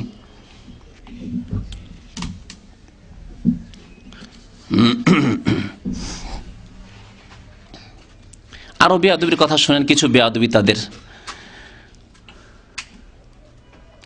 এখন কত প্রকার হাল হইবে তাহা কিতাব খুলিয়া দেখুন।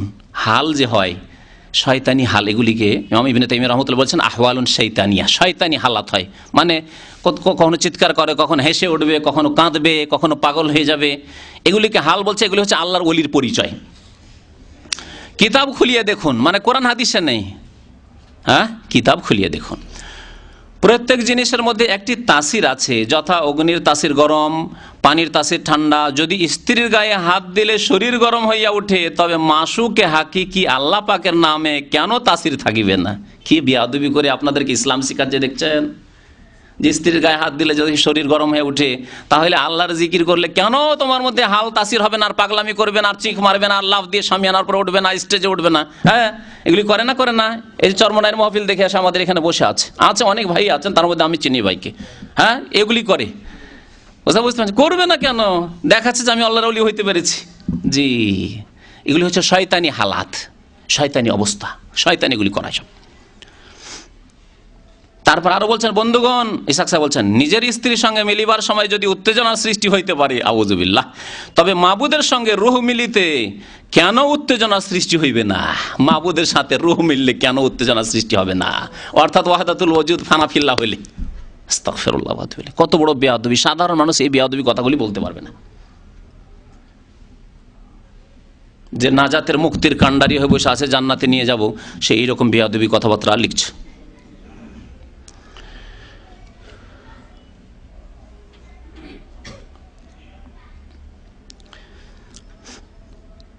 একাত্তর পৃষ্ঠায় এগুলি কথা, 71 পৃষ্ঠায় রয়েছে বেয়াদবি কথাগুলি, সব বহু কথাই রয়েছে আরো। যাহার মধ্যে খাঁটি মারেফাত থাকিবে, তাহার মধ্যে শরীয়ত পরিপূর্ণ থাকিবে। শরীয়ত ভিন্ন মারেফাত কখনো হাসিল হইতে পারে না। তাহলে শরীয়ত বিরোধী কথা কেন? সবগুলি কোরআন হাদিস বিরোধী কথা। আমার প্রশ্ন এখন এই চরমনাই পীরদের কাছে এবং তাদের ভক্তদের কাছে, এই উম্মতের কাছে, যারে বাবা তাহলে শরীয়ত বিরোধী কথাবার্তা সব কেন? সব শরীয়ত বিরোধী কথাবার্তা। জি, তারপরে বলছে শরীয়তকে কামেল করিতে মারিফাত দরকার। না, শরীয়তকে কামেল করার জন্য শুনে রাখুন, আপনি পূর্ণাঙ্গ মুসলিম হওয়ার জন্য প্রথম ফরজ আদায় করতে হবে, আর হারাম থেকে বাঁচতে হবে। প্রথম স্তর ফরজ আদায় করতে হবে, ফরজ ওয়াজিব আদায় করতে হবে, আর হারাম থেকে, হারাম নাজায়েজ থেকে বাঁচতে হবে। 2 নম্বর, সুন্নাত আদায় করতে হবে, মুস্তাহাব আদায় করতে হবে, আর মাকরু অপছন্দনীয় জিনিসগুলিতে বাঁচতে হবে। 2 নম্বর স্তর। নফল সুন্নত ইবাদত বন্দেগী বেশি বেশি করতে হবে। তাহলে নামাজের ক্ষেত্রে আপনি তাহাজ্জুদ পড়েন, ইশরাক সালাতুদ দুহা পড়েন, রোজার ক্ষেত্রে সোমবার বৃহস্পতি রোজা রাখেন, মাসে 3টি রোজা রাখেন, বেশি বেশি রোজা রাখেন ইত্যাদি। দান খায়রাতের বেশি বেশি দান খায়রাত করুন, হজের ক্ষেত্রে প্রতি বছর হজ করার চেষ্টা করুন, বা যখনই সুযোগ আসে হজ করার চেষ্টা করুন, এইভাবে। আচ্ছা, তারপরে অনেক জায়েজ জিনিস রয়েছে, সেগুলি হয়তো সন্দেহ রয়েছে, জায়েজ ঠিকই, কিন্তু এটা করতে গিয়ে আমি একটা নাজায়েজে পড়তে পারি, সুতরাং না, এই কাজ করব না। যেমন আপনি সেলুনের দোকান খুলেছেন, বারবার শপ খুলেছেন, আর আজকাল অধিকাংশ লোক ফাসেক। তাহলে বারবার শপে আপনার শুধু মাথার চুল কেটে পোষাবেন না, পেটের ভাত হবে না। কিছুদিন তো মজবুত হয়ে থাকলেন যে না, কারো আমি দাড়ি কাটবো না। তারপরে দেখা গেল যে ভাই ভাড়ায় উঠাতে পারছেন না, আপনি দোকানের ভাড়ায় উঠাতে পারছেন না, আর অন্যদের পয়সার অভাব নেই, তখন কি করলেন? দাড়ি কাটা শুরু করলেন, হারাম ব্যবসা শুরু করে দিলেন আপনি। জি, তো এগুলো থেকে বাঁচতে হবে। তাহলে সেলুনের ব্যবসায় করতে হবে না। এরকম স্টুডিওর ব্যবসা, এই যে ছবি তোলার ব্যবসা, কিছু লোক আছে যারা পাসপোর্ট, একামা ইত্যাদি ভালো কাজের জন্য বা জায়েজ কাজের জন্য, হজে আসবে কেউ আরো ভালো কাজ করবে ইত্যাদি, সেই জন্য তারা ছবি তুলছে, এগুলি জায়েজ। কিন্তু অধিকাংশ ফাসেক লোকেরা শখের ছবি তুলছে। তাহলে স্টুডিওর ব্যবসা, ছবি তোলার ব্যবসা, এই করে পেটের ভাত হবে না। হালালে থাকলে আর বেশি দিন লোভ সামলাতে পারবেন না, তখন হারাম করা শুরু করবেন। সুতরাং হালাল এই ব্যবসায় খুলতে যাবেন না আপনি। ওই রকমই টিভি রিপেয়ারিং এর দোকান, ডিশ রিপেয়ারিং তো চলবে না, কিন্তু টিভি দিয়ে কিছু ভালো কাজও হচ্ছে, কিন্তু টিভি রিপেয়ারিং এর দোকান খুলে আছেন, আপনি মেকানিক সেজেছেন, না, এরকম কাজ করবেন না। আর অনেকে আলহামদুলিল্লাহ তওবা করেছে। এ মেকানিক ছিল, এই হারাম মেকানিক, কারণ হারাম না করলে পেটের ভাত হচ্ছে না, তখন ও ব্যবসা ছেড়ে অন্য কাজ করছে, আর আল্লাহ পাক তাদেরকে ভালো রিজিক দিয়েছে। এখানে আছে দামামে চেনি, এরকম বেশ কিছু লোক। এই হচ্ছে আল্লাহ পাক রব্বুল আলামিনের নৈকট্য লাভের উপায়। জি, আর এই নয় যে যেগুলি কথা এখানে বলা হচ্ছে, যেগুলি কোরআন এবং হাদিস বিরোধী কথাবার্তা। তারপরে ওয়াজদাহালের কিস্সা কাহিনী বর্ণনা করেছে, যেগুলির মধ্যে আর সময় বেশি লাগাচ্ছি না। পৃষ্ঠা নম্বর 77, পৃষ্ঠা নম্বর 77-এ আপনার চরমনাইয়ের পীর আর শর্ষিনার পীর, তাদের সাক্ষাতের একটা গল্প আছে, তাদের জিকিরের পার্থক্য। যদি আল্লাহকে পাওয়াই হলো আর নবীর তরিকাই হলো, তাহলে এত পার্থক্য কেন থাকবে তাদের মধ্যে? সবাই আবার আল্লাহকে পেতে চায়, সবাই বলে যে আমরা আল্লাহর ওলি। তাহলে দেখুন তাদের বরিশাল শর্ষিনার জানাব মৌলানা নেসারউদ্দিন আহমদ পীর সাহেব কিবলা, পীর সাহেব কিবলা, এদের কিবলা হয়। জি, এদের কিবলা মানুষ হয়, আমাদের কিবলা একমাত্র কাবা, আল্লাহর ঘর বাইতুল্লাহ। জি, এটি হচ্ছে কোরআন হাদিসের শিক্ষা। তাহলে শরীয়ত বিরোধী কথা হলো না। একটি হাদিস দেখান যে আল্লাহর নবী কাবা ছাড়া অন্য কোনো কিছুকে কিবলা বলেছেন। ইব্রাহিম খলিলুল্লাহ, আল্লাহর নবীর নিকট কত মর্যাদা ছিল তার। ইব্রাহিম খলিলুল্লাহ, তার পূর্বপুরুষও, আর আল্লাহর অন্তরঙ্গ বন্ধু খলিলুল্লাহ। ইব্রাহিম খলিলুল্লাহকে তিনি কোনোদিন বলেছেন যে ইব্রাহিম কিবলা? ইসমাইল আলী সাল্লাম, তার বংশের রাসূলুল্লাহ সাল্লাল্লাহু আলাইহি ওয়াসাল্লাম, তিনি কোন ইসমাইল আলাইহিস সালাম নবীকে কোনদিন বলেছেন ইসমাইল কিবলা? বলেছেন? তাহলে এসব ইসলাম বিরোধী কথাবার্তা বলছে শরীয়ত আমরা মানি। কোথায় শরীয়ত মানে? বলছেন যে এই আমার ভাই বলিয়া সম্বোধন করিয়া তাহার কুতুবখানায় বসাইয়া আমাকে বলিলেন, ভাই আপনার মুরিদানকে এত বড় আওয়াজে জিকির কেন বাতান? প্রশ্ন শর্ষিনার পীরের, যে আপনি এরকম কেন উচ্চ স্বরে জিকির করান সবকে? আমি বললাম, হুজুর সব ওলামাগণের মুরব্বী আপনি, আপনি মুরব্বী, যদি আপনি হুকুম দেন তবে আমি সকলকে আস্তে জিকির করিতে বলিব। কেন? যদি আল্লাহ রসুলের সুন্নত তরিকা হয় তো কোনো আলেমের কথা বন্ধ করে দিবেন নাকি? বলুন, বুঝতে পারছেন? ভুলগুলো বুঝতে পারছেন আশা করি। যে সরসিনার পীর চরমনাইকে বললে বন্ধ করে দিবে, তাহলে কোন শরীয়ত? তাহলে বোঝা গেল যে মানব রচিত শরীয়ত, হ্যাঁ, এই হুজুরদের এই ভণ্ডদের তৈরি করা শরীয়ত।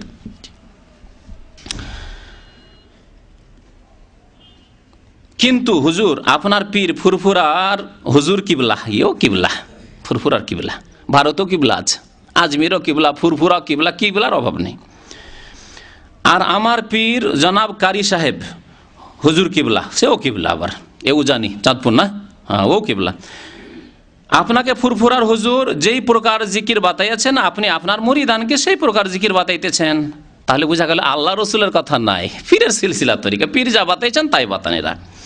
আচ্ছা, এখন যদি আপনি তরিকার দায়িত্ব গুছিয়ে নেন, আপনি দায়িত্ব নিয়ে নেন, আমার তরিকার দায়িত্ব নিয়ে নেন, তাহলে কি করবো? তরিকার দায়িত্ব নিলে শরীয়ত বদলে দেবে।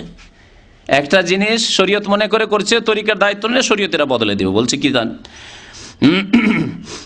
আমার মুরিদানকেও আমি সেই প্রকার জিকির বাতাই, এখন যদি আপনি তরিকার দায়িত্ব গোছে নেন তবে আমি আস্তে জিকির বাতাইব, শরীয়ত বদলে দেবো। পীর সাহেব হুজুর উত্তর করিলেন, আমি তরিকার দায়িত্ব গোছিয়ে নিতে পারিব না, তোমার ওইসব দায়িত্ব নিতে পারবো না, তোমার তরিকা তোমার কাছে থাক, লাকুম দিনকুম ওয়ালিয়া দিন।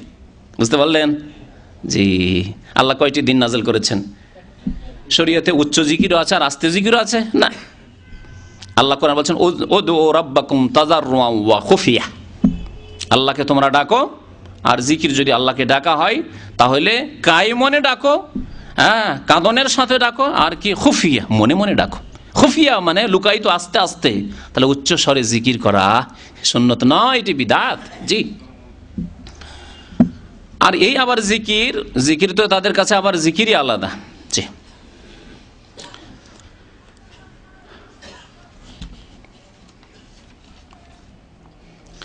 ৭৭ পৃষ্ঠাতে আর একটি কথা আছে। কুতুবে আলম সাহেবের খেদমতে কেহ বলিলেন, কুতুবে আলম, কুতুবে আলম ইনি সাধারণত ইসহাক সাহেব রশিদ আহমদ গাঙ্গুহিকে বলে থাকেন। কুতুবে আলম মানে বলি, আলম মানে জগৎ, আল্লাহ বলছেন রাব্বুল আলামিন, আলামের বহু বচন হচ্ছে আলামিন মানে বিশ্বজাহান, তাই না? তো বিশ্বজাহানের রব আল্লাহ। কুতুবে আলম মানে কি? তাহলে এই শিরকি পরিভাষার কথা শুনে সাবধান হন, জীবনে কাউকে কুতুবে আলম বলবেন না, শিরকি কথা এটি, এটি হচ্ছে শিরক। আলম মানে হচ্ছে জগৎ, পৃথিবী, আর কুতুব মানে হচ্ছে, গত দিনে হয়তো বলেছি, কুতুব মানে হচ্ছে আপনার যে চাকি আছে যাতে আটা পিষে মহিলারা, চাকি, আর চাকির ভিতরে যে, হ্যাঁ কি বলে ওটাকে, হ্যাঁ আশালি, যা খোঁটা, যে খোঁটা আছে, এই খোঁটাটাকে বলা হয় কুতুব। এই খোঁটাটা ধরে আছে কিন্তু ওই চাকিকে, যদি খোঁটা ভেঙে যায় চাকিটা কাত হয়ে ধীরে ধীরে গিয়ে নিচে পড়ে যাবে, আটা তো আপনার বের হবে না, নিচে পড়ে যাবে। তার মানে আপনার যে সিস্টেমটা আছে যা, তার সব কি হয়ে যাবে, লন্ডপন্ড হয়ে যাবে। বুঝতে পারলেন? আর কুতুবে আলম মানে বিশ্বজাহানের কুতুব, অর্থাৎ এমন এক ব্যক্তি আল্লাহর ওলি যিনি বিশ্বজাহানকে, আসমান জমিন, আরশ কুরসি, হ্যাঁ, পাহাড় পর্বত, নদী নালা, সমুদ্র, এই সবকে ধরে রয়েছেন, সবকে ধরে রয়েছেন। তিনি যদি না থাকেন তাহলে পৃথিবী লন্ডপন্ড হয়ে যাবে, আসমান জমিন ভেঙে পড়ে যাবে, পাহাড় পর্বত ধ্বংস হয়ে যাবে, আর সমুদ্রের পানি, বঙ্গোপসাগরের পানি এসে বাংলাদেশ ডুবিয়ে দেবে। এই কুতুবে আলম পৃথিবীকে ধরে রয়েছেন, এই শিরকি পরিভাষা। গরিব নামাজ ওই রকম, খাজা মঈনুদ্দিন চিশতিকে গরিব নামাজ বলে। গরিব নামাজ মানে গরিবের দাতা, গরিবকে যে দান করে। কে দান করে গরিবকে? আল্লাহ দানকারী। আর আপনি বলবেন মানুষকে গরিবের দাতা, শিরক। গৌসুল আজম কাকে বলে এরা? আব্দুল কাদের জিলানীকে, মহান উদ্ধারকারী। আপনার মহান উদ্ধারকারী কে? আপনি যদি এখনই সাঁতার না জানেন আর যদি নদীতে নৌকায় চেপেছেন আর ডুবে যান, তাহলে কে উদ্ধার করতে পারে আপনাকে? যেখানে আপনার মা নেই, বাবা নেই, আত্মীয় নেই, স্বজন নেই, কোনো মানুষ নেই, কে উদ্ধার করতে পারে? আব্দুল কাদের জিলানী। এই আকীদা যদি থাকে তাহলে আপনার চাইতে হিন্দু অনেক ভালো। হিন্দু মুরতাদ নয়, হিন্দু মুসলিম পরিবারে জন্ম নেয়নি, সে শিরকের পরিবারে জন্ম নিয়েছে, ও শিরকি করতে আছে। কিন্তু আপনি মুসলিম পরিবারে জন্ম নিয়ে হতভাগা, আপনার নাম মুরতাদ, ইসলাম বিমুখ, আপনি মুসলমান নন। এই কুতুবে আলম হচ্ছে এইরকম শিরকি কথা। জি,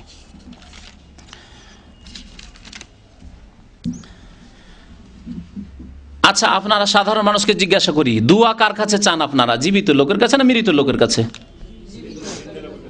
আপনারা কি কেউ গিয়ে চাইবেন আল্লাহ নবীর কবর মোবারকের কাছে গিয়ে, যে ইয়া রাসূলুল্লাহ আমার জন্য একটু দোয়া করে দেন? চাইবেন?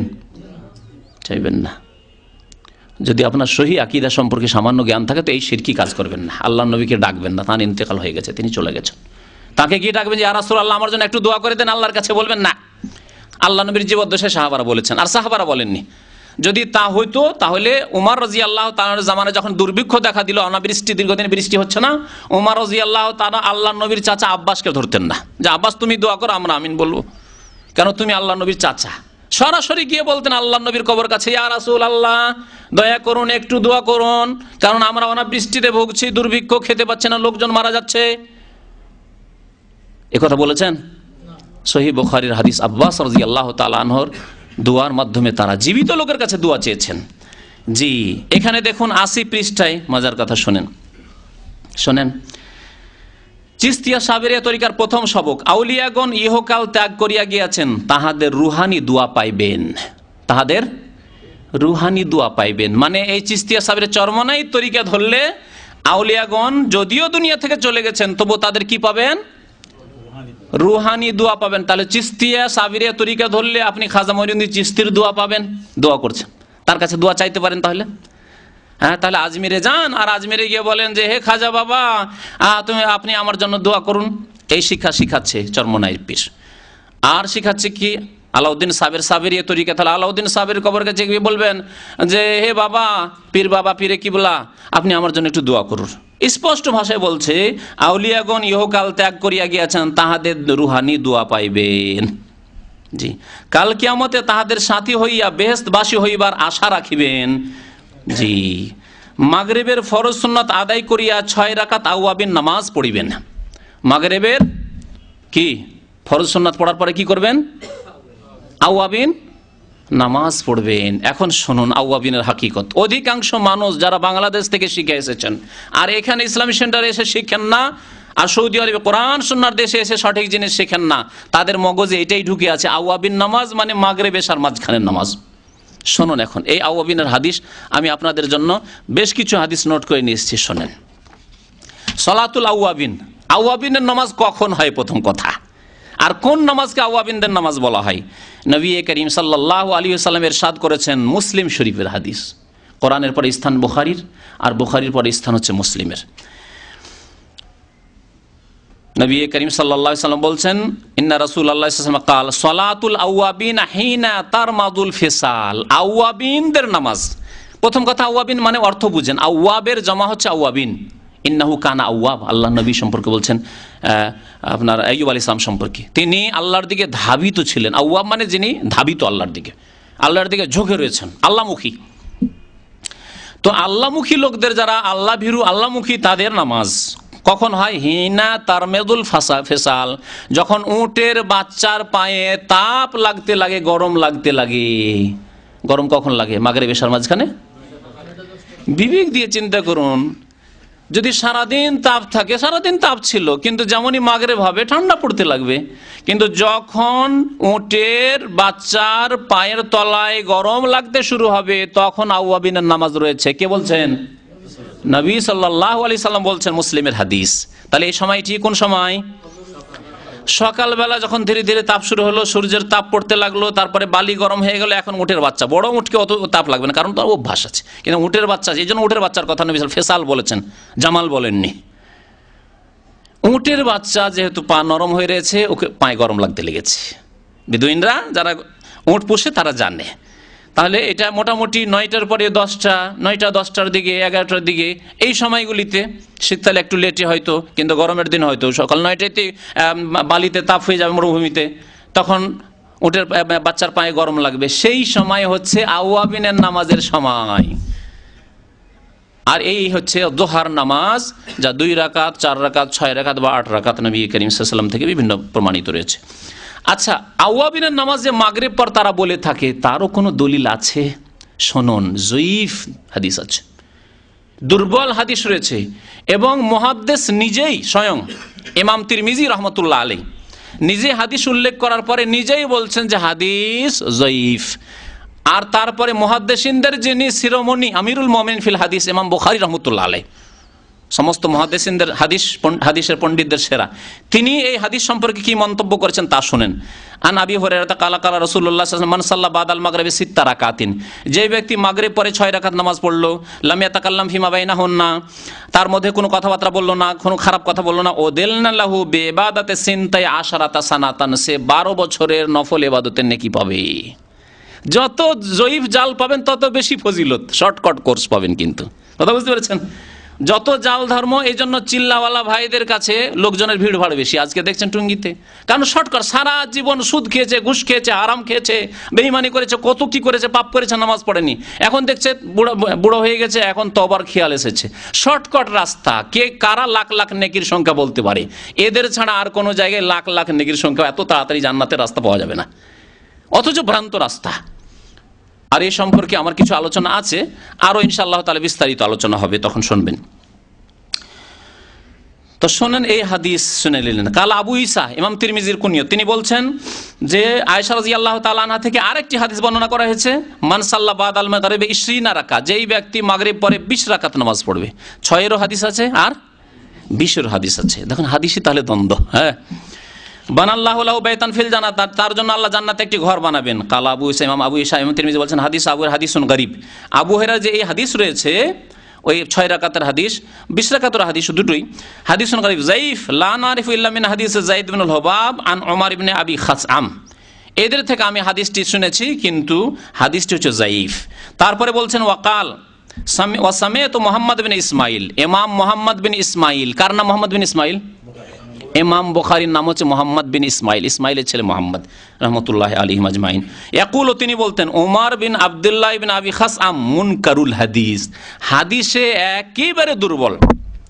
ইমাম বুখারী কোন বর্ণনাকারী সম্পর্কে যদি মুনকারুল হাদিস বলেন, হাফেজ ইবনে হাজার রাহমাতুল্লাহ আলাইহি, ইমাম যাহাবী, মুহাদ্দিসিন কেরামরা বলেছেন যে কারো সম্পর্কে যদি তিনি বলেন মুনকারুল হাদিস, মানে হাদিস একেবারে বেকার, তাহলে ফালা তাহিল্লুর রিওয়ায়াত আনহু, তার থেকে হাদিস নেওয়া জায়েজই নয়, হারাম। কত বড় দুর্বল তাহলে সে হাদিসের বর্ণনাকারী। এই ওয়া দাআফাহু জিদ্দান, আর হাদিসটিকে শুধু দুর্বল নয়, অত্যন্ত দুর্বল বলেছেন, হাদিসটি অত্যন্ত। তাহলে মাগরিব পরে 6 রাকাত পড়েন আর 20 রাকাত পড়েন, আর তার নাম আওয়াবিন দিলেন, নাম দেওয়াটিও ভুল। হ্যাঁ, দেখলেন যেমন। আর এই 6 রাকাত পড়া বা 20 রাকাত পড়া, মাগরিবের পরে কোনো নফল, মাগরিব এশার মাঝখানে নফল পড়া, তাও ভিত্তিহীন হাদিস, একেবারেই জি দুর্বল। জি,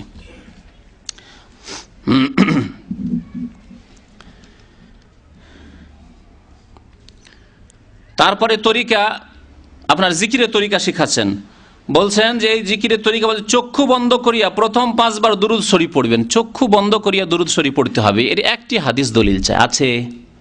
যদি দলিল না থাকে তাহলে ভিত্তিহীন, মানে শরীয়তের নাই। তাহলে একটু আগে যে বললো যে না আমরা শরীয়ত মানি, কোথায় শরীয়ত মানে বলুন? বিদাতি শরীয়ত মানে আল্লাহ রাসূলের নিয়ে আসা আর আল্লাহ নাজেল করা শরীয়ত, তাহলে এরা মানে না।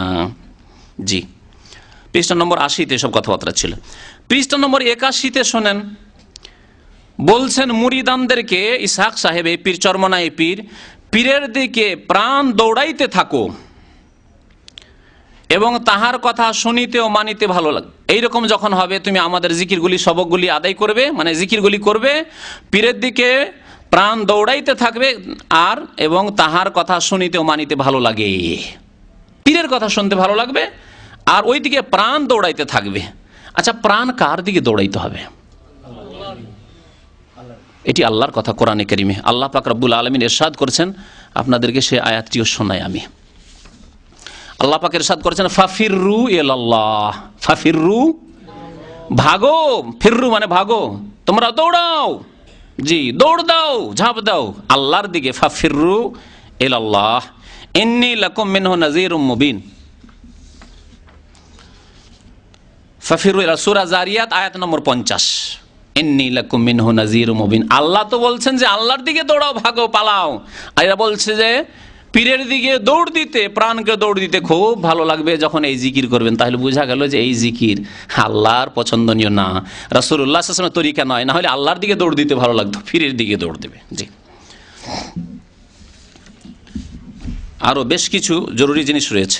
81 পৃষ্ঠায় আরও এক জায়গায় বলছেন যে মারেফতের বিষয়ে যাহাদের খবর নাই তাহারা নানা প্রকার হাসি ঠাট্টা করিতে পারে, তাই সেই সময় পীরের হুকুমের উপর গর্ক হইয়া জোরে জোরে জিকির করিবেন।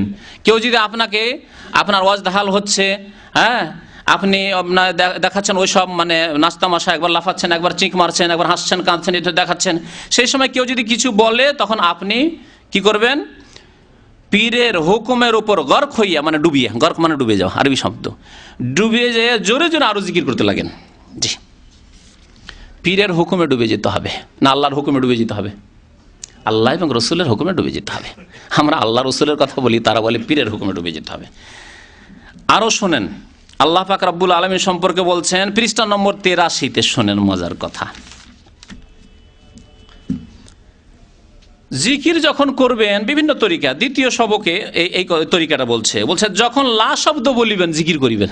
চরমনায়ের জিকিরের তরিকা শোনেন। লা শব্দ বলবেন তখন খেয়াল করিবেন আসমান নাই। খেয়াল করবেন কি নাই? আসমান নাই। তাহলে কোন পাগলামি, হ্যাঁ?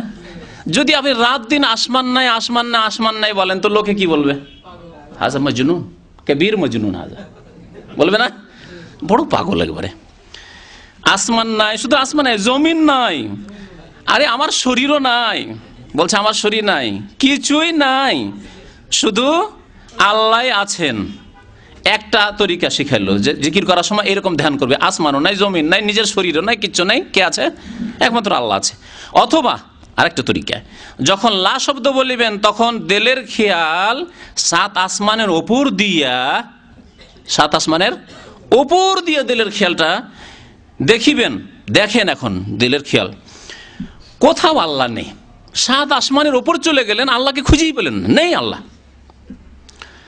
সঙ্গে সঙ্গে ওই খেয়ালকে জমিনের দিকে আনিবেন, দেখিবেন জমিনও আল্লাহ নেই। সাত আসমান খুঁজে চলে এলাম, ওখানেও আল্লাহ নেই, আর জমিনও আল্লাহ নেই।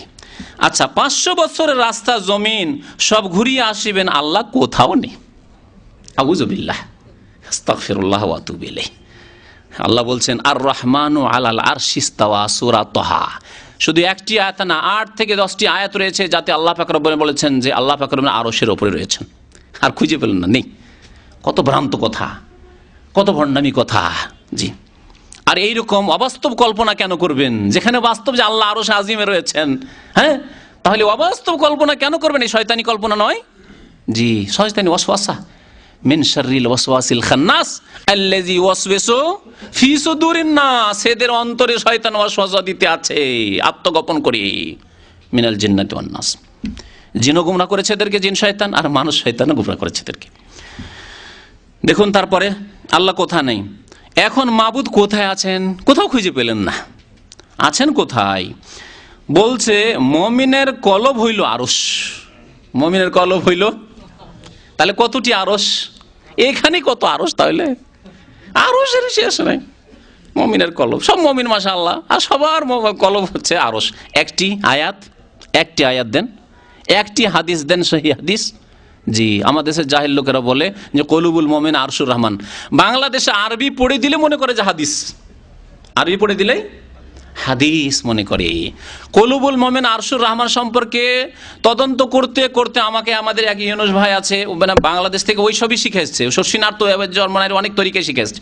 সে বলে যে একটা হাদিস আছে, কোনো কিতাবে জাল বলেও হাদিস নেই, যদি জালও হইতো তো বলতাম যে মিথ্যা হাদিস। না, হাদিস কেউ বলে, আগের কেউ হাদিস এই কথা বলেনি। তাহলে এটি কেমন কথা? যেমন ওই যার পীর নেই তার পীর শয়তান, বুজরুকদের কথা, বুজরুক শয়তানের কথা, তেমনই বুজরুক শয়তানের কথা হচ্ছে কলুবুল মুমিন আরশুর রহমান। মুমিনের কলব হচ্ছে আল্লাহর আরশ। সহিহ হাদিসও না, জয়ীফ হাদিসও না, জালও নয়, কোরআনও নয়, কিচ্ছু না, ইসলামও নয় এটি। তারপরে শোনেন, এই মুহূর্তে কলবের দিকে খেয়াল নেবেন ও একিনের চক্ষু দ্বারা দেখিবেন মাবুদ আমার কলবেই আছেন। আসমানে জমিনে কোথাও কল্পনা করে পেলেন না, মাবুদ আমার কলবে আছেন। এইভাবে খেয়াল করিতে আরশ, কুরসি, লৌহ, কালাম, বেহেশত, দোজখ সব ঘুরিয়ে আসিবেন, দেখিবেন কোথাও মাবুদকে পাইবেন না। কোথাও পেলেন না, কলবে এসে হাজির আল্লাহ পাক।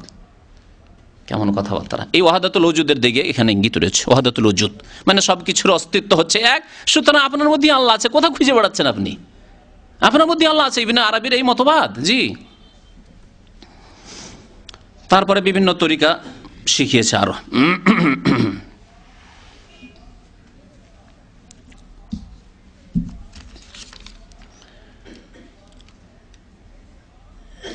এছাড়া বহু বিদাতি জিকির এখানে রয়েছে, সেগুলি আর আলোচনা করছি না। আবার শেষখানে আবার আপনাদেরকে স্মরণ করিয়ে দিচ্ছি যে চরমনাইয়ের পীর সাহেব নিজেই বলেছেন যে লেখকের ভুল হইলে দয়াপূর্বক জানাইবেন। সুতরাং আমরা দেখলাম আল্লাহর ফজল ও করমে আল্লাহ পাক রব্বুল আলামিন যেটুকু কোরআন এবং হাদিসের অল্পই সামান্য জ্ঞান দিয়েছেন, তাতেই দেখলাম যে শিরক বিদাতে ভরা আর ভণ্ডামিতে ভরা আর ভিত্তিহীন কথাবার্তায় ভরা। তাই উম্মতকে সতর্ক করার উদ্দেশ্যে এগুলি রেকর্ড হচ্ছে, অডিওতে রেকর্ড হচ্ছে, ভিডিওতে রেকর্ড হচ্ছে। আর যে ভাইরা শুনলেন তারা ফালিয়াবাল্লিগু শাহিদুল গায়েবা, নবী করিম সাল্লাল্লাহু আলাইহি ওয়াসাল্লাম বিদায় হজে বলেছেন, সেই কথাটি আমি আপনাদেরকে বলছি যে যারা এখানে উপস্থিত আছেন আর যারা উপস্থিত নেই তাদের কাছে আপনারা পৌঁছে দেবেন, যাতে করে এইরকম শিরক বিদাত আর এইরকম ভিত্তিহীন কথাবার্তায় যেন তারা না পড়ে থাকে। আল্লাহ কোথাও নেই সম্পর্কে দু একটি কথা শুনে বললো না যে আল্লাহ কোথাও নেই। জি জি জি, বইটা হচ্ছে পরে এসছেন হয়তো, ভেদে মারেফাত ইয়াদে খোদা, ভেদে মারেফাত ইয়াদে খোদা। এই কয়েক সপ্তাহ থেকে বই নিয়ে আলোচনা চলছে। আচ্ছা, আল্লাহ কোথায় আছেন? আল্লাহ রসুলের কাছে শুনবেন না? শুনবেন না? আল্লাহর কাছে, রসুলের কাছে শোনেন। আল্লাহ পাক রব্বুল আলামিন ইরশাদ করছেন, জি, সূরা মুলক, সূরাতুল মুলক, তাবারাকাল্লাযী বিয়াদিহিল মুলক, আয়াত নম্বর 17, আমেনতুম মান ফিস সামায়ে, তোমরা কি নির্ভীক হয়ে গেছো, ভয় করো না সেই সত্তাকে, সেই জাতে পাককে যিনি ফিস সামায়ে, কোথায় রয়েছেন? আসমানে, আকাশে রয়েছেন। তাহলে আল্লাহ কোথায় আছে? আসমান। আর আপনাকে জিকির শেখাচ্ছে যে তুমি কি করবে, কল্পনা করবে, দৌড় দিয়ে দেখবে, আরশ আজিম সবকিছু দেখে চলে আসলে কোথাও না, আরশে নেই, কুরসি নেই, লৌহ কালাম নেই, আল্লাহ কোথাও নেই, এইখানে আছে।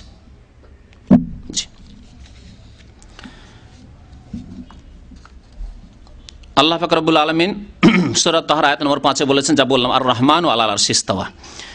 নবী সাল্লাল্লাহু আলাইহি ওয়াসাল্লামের একটি হাদিস শুনেন এই মর্মে। একজন সাহাবী মুআবিয়া বিনুল হাকাম সুলামি, তিনি বলছেন যে আমার একটি দাসী ছিল, তার আগানামান যে বকরি চড়াতো, দাসীকে তারা বকরি চড়াতে লাগিয়ে দিত, বকরি চড়াতো, তারা দাসী, কৃত দাসী। এই আজকালকার কাজের মেয়ে নাই যে কাজের মেয়েকে আপনার গ্যাস উঠাইতে লাগিয়ে দিবেন, কাজের মেয়েকে গাড়ি ধুইতে লাগিয়ে দিবেন, এগুলো ফাসেকদের কাজ, এগুলো ফাসেক লম্পটদের কাজ। এরা স্বাধীন মেয়ে, এদেরকে মান ইজ্জতের সাথে এদেরকে রাখতে হবে। আর বিশেষ করে তাদের মধ্যে আবার মুসলিম মেয়ে, কী করে রাস্তা, তারপর মুসলিম না হলে যদি অমুসলিমও হয় তারপরে এইভাবে রাস্তাঘাটে গাড়ি ধুইবে, এটি বড়ই নোংরা কাজ। তো কথা হচ্ছে যে দাসী হচ্ছে কৃত দাসী। তো তিনি বলছেন সাহাবী যে ওহদ পাহাড়ের কাছাকাছি বকরি চড়াতো। ফাত্তালা তো যাতায়াত, একদিন দেখছি যে একটি নেকড়ে বাঘ এসে কাদ জাহাবাবে সাতিমিন গানা মেহা, আমার একটা বকরি নিয়ে পালিয়ে গেছে। ওয়ানারা জলমিন বানি আদম, আমি একজন আদম সন্তান, রাগ হইল খুব যে তুই কেমন করে বকরি চড়াচ্ছিস। আসাফ কামায়া, মানুষের যেমন রাগ হয় তেমন আমারও রাগ হইল। লাকিন্নি সাকাক্তুহা সাক্কা, একটা চড় দিলাম। সাহেব বলছেন আমি একটা চড় দিলাম।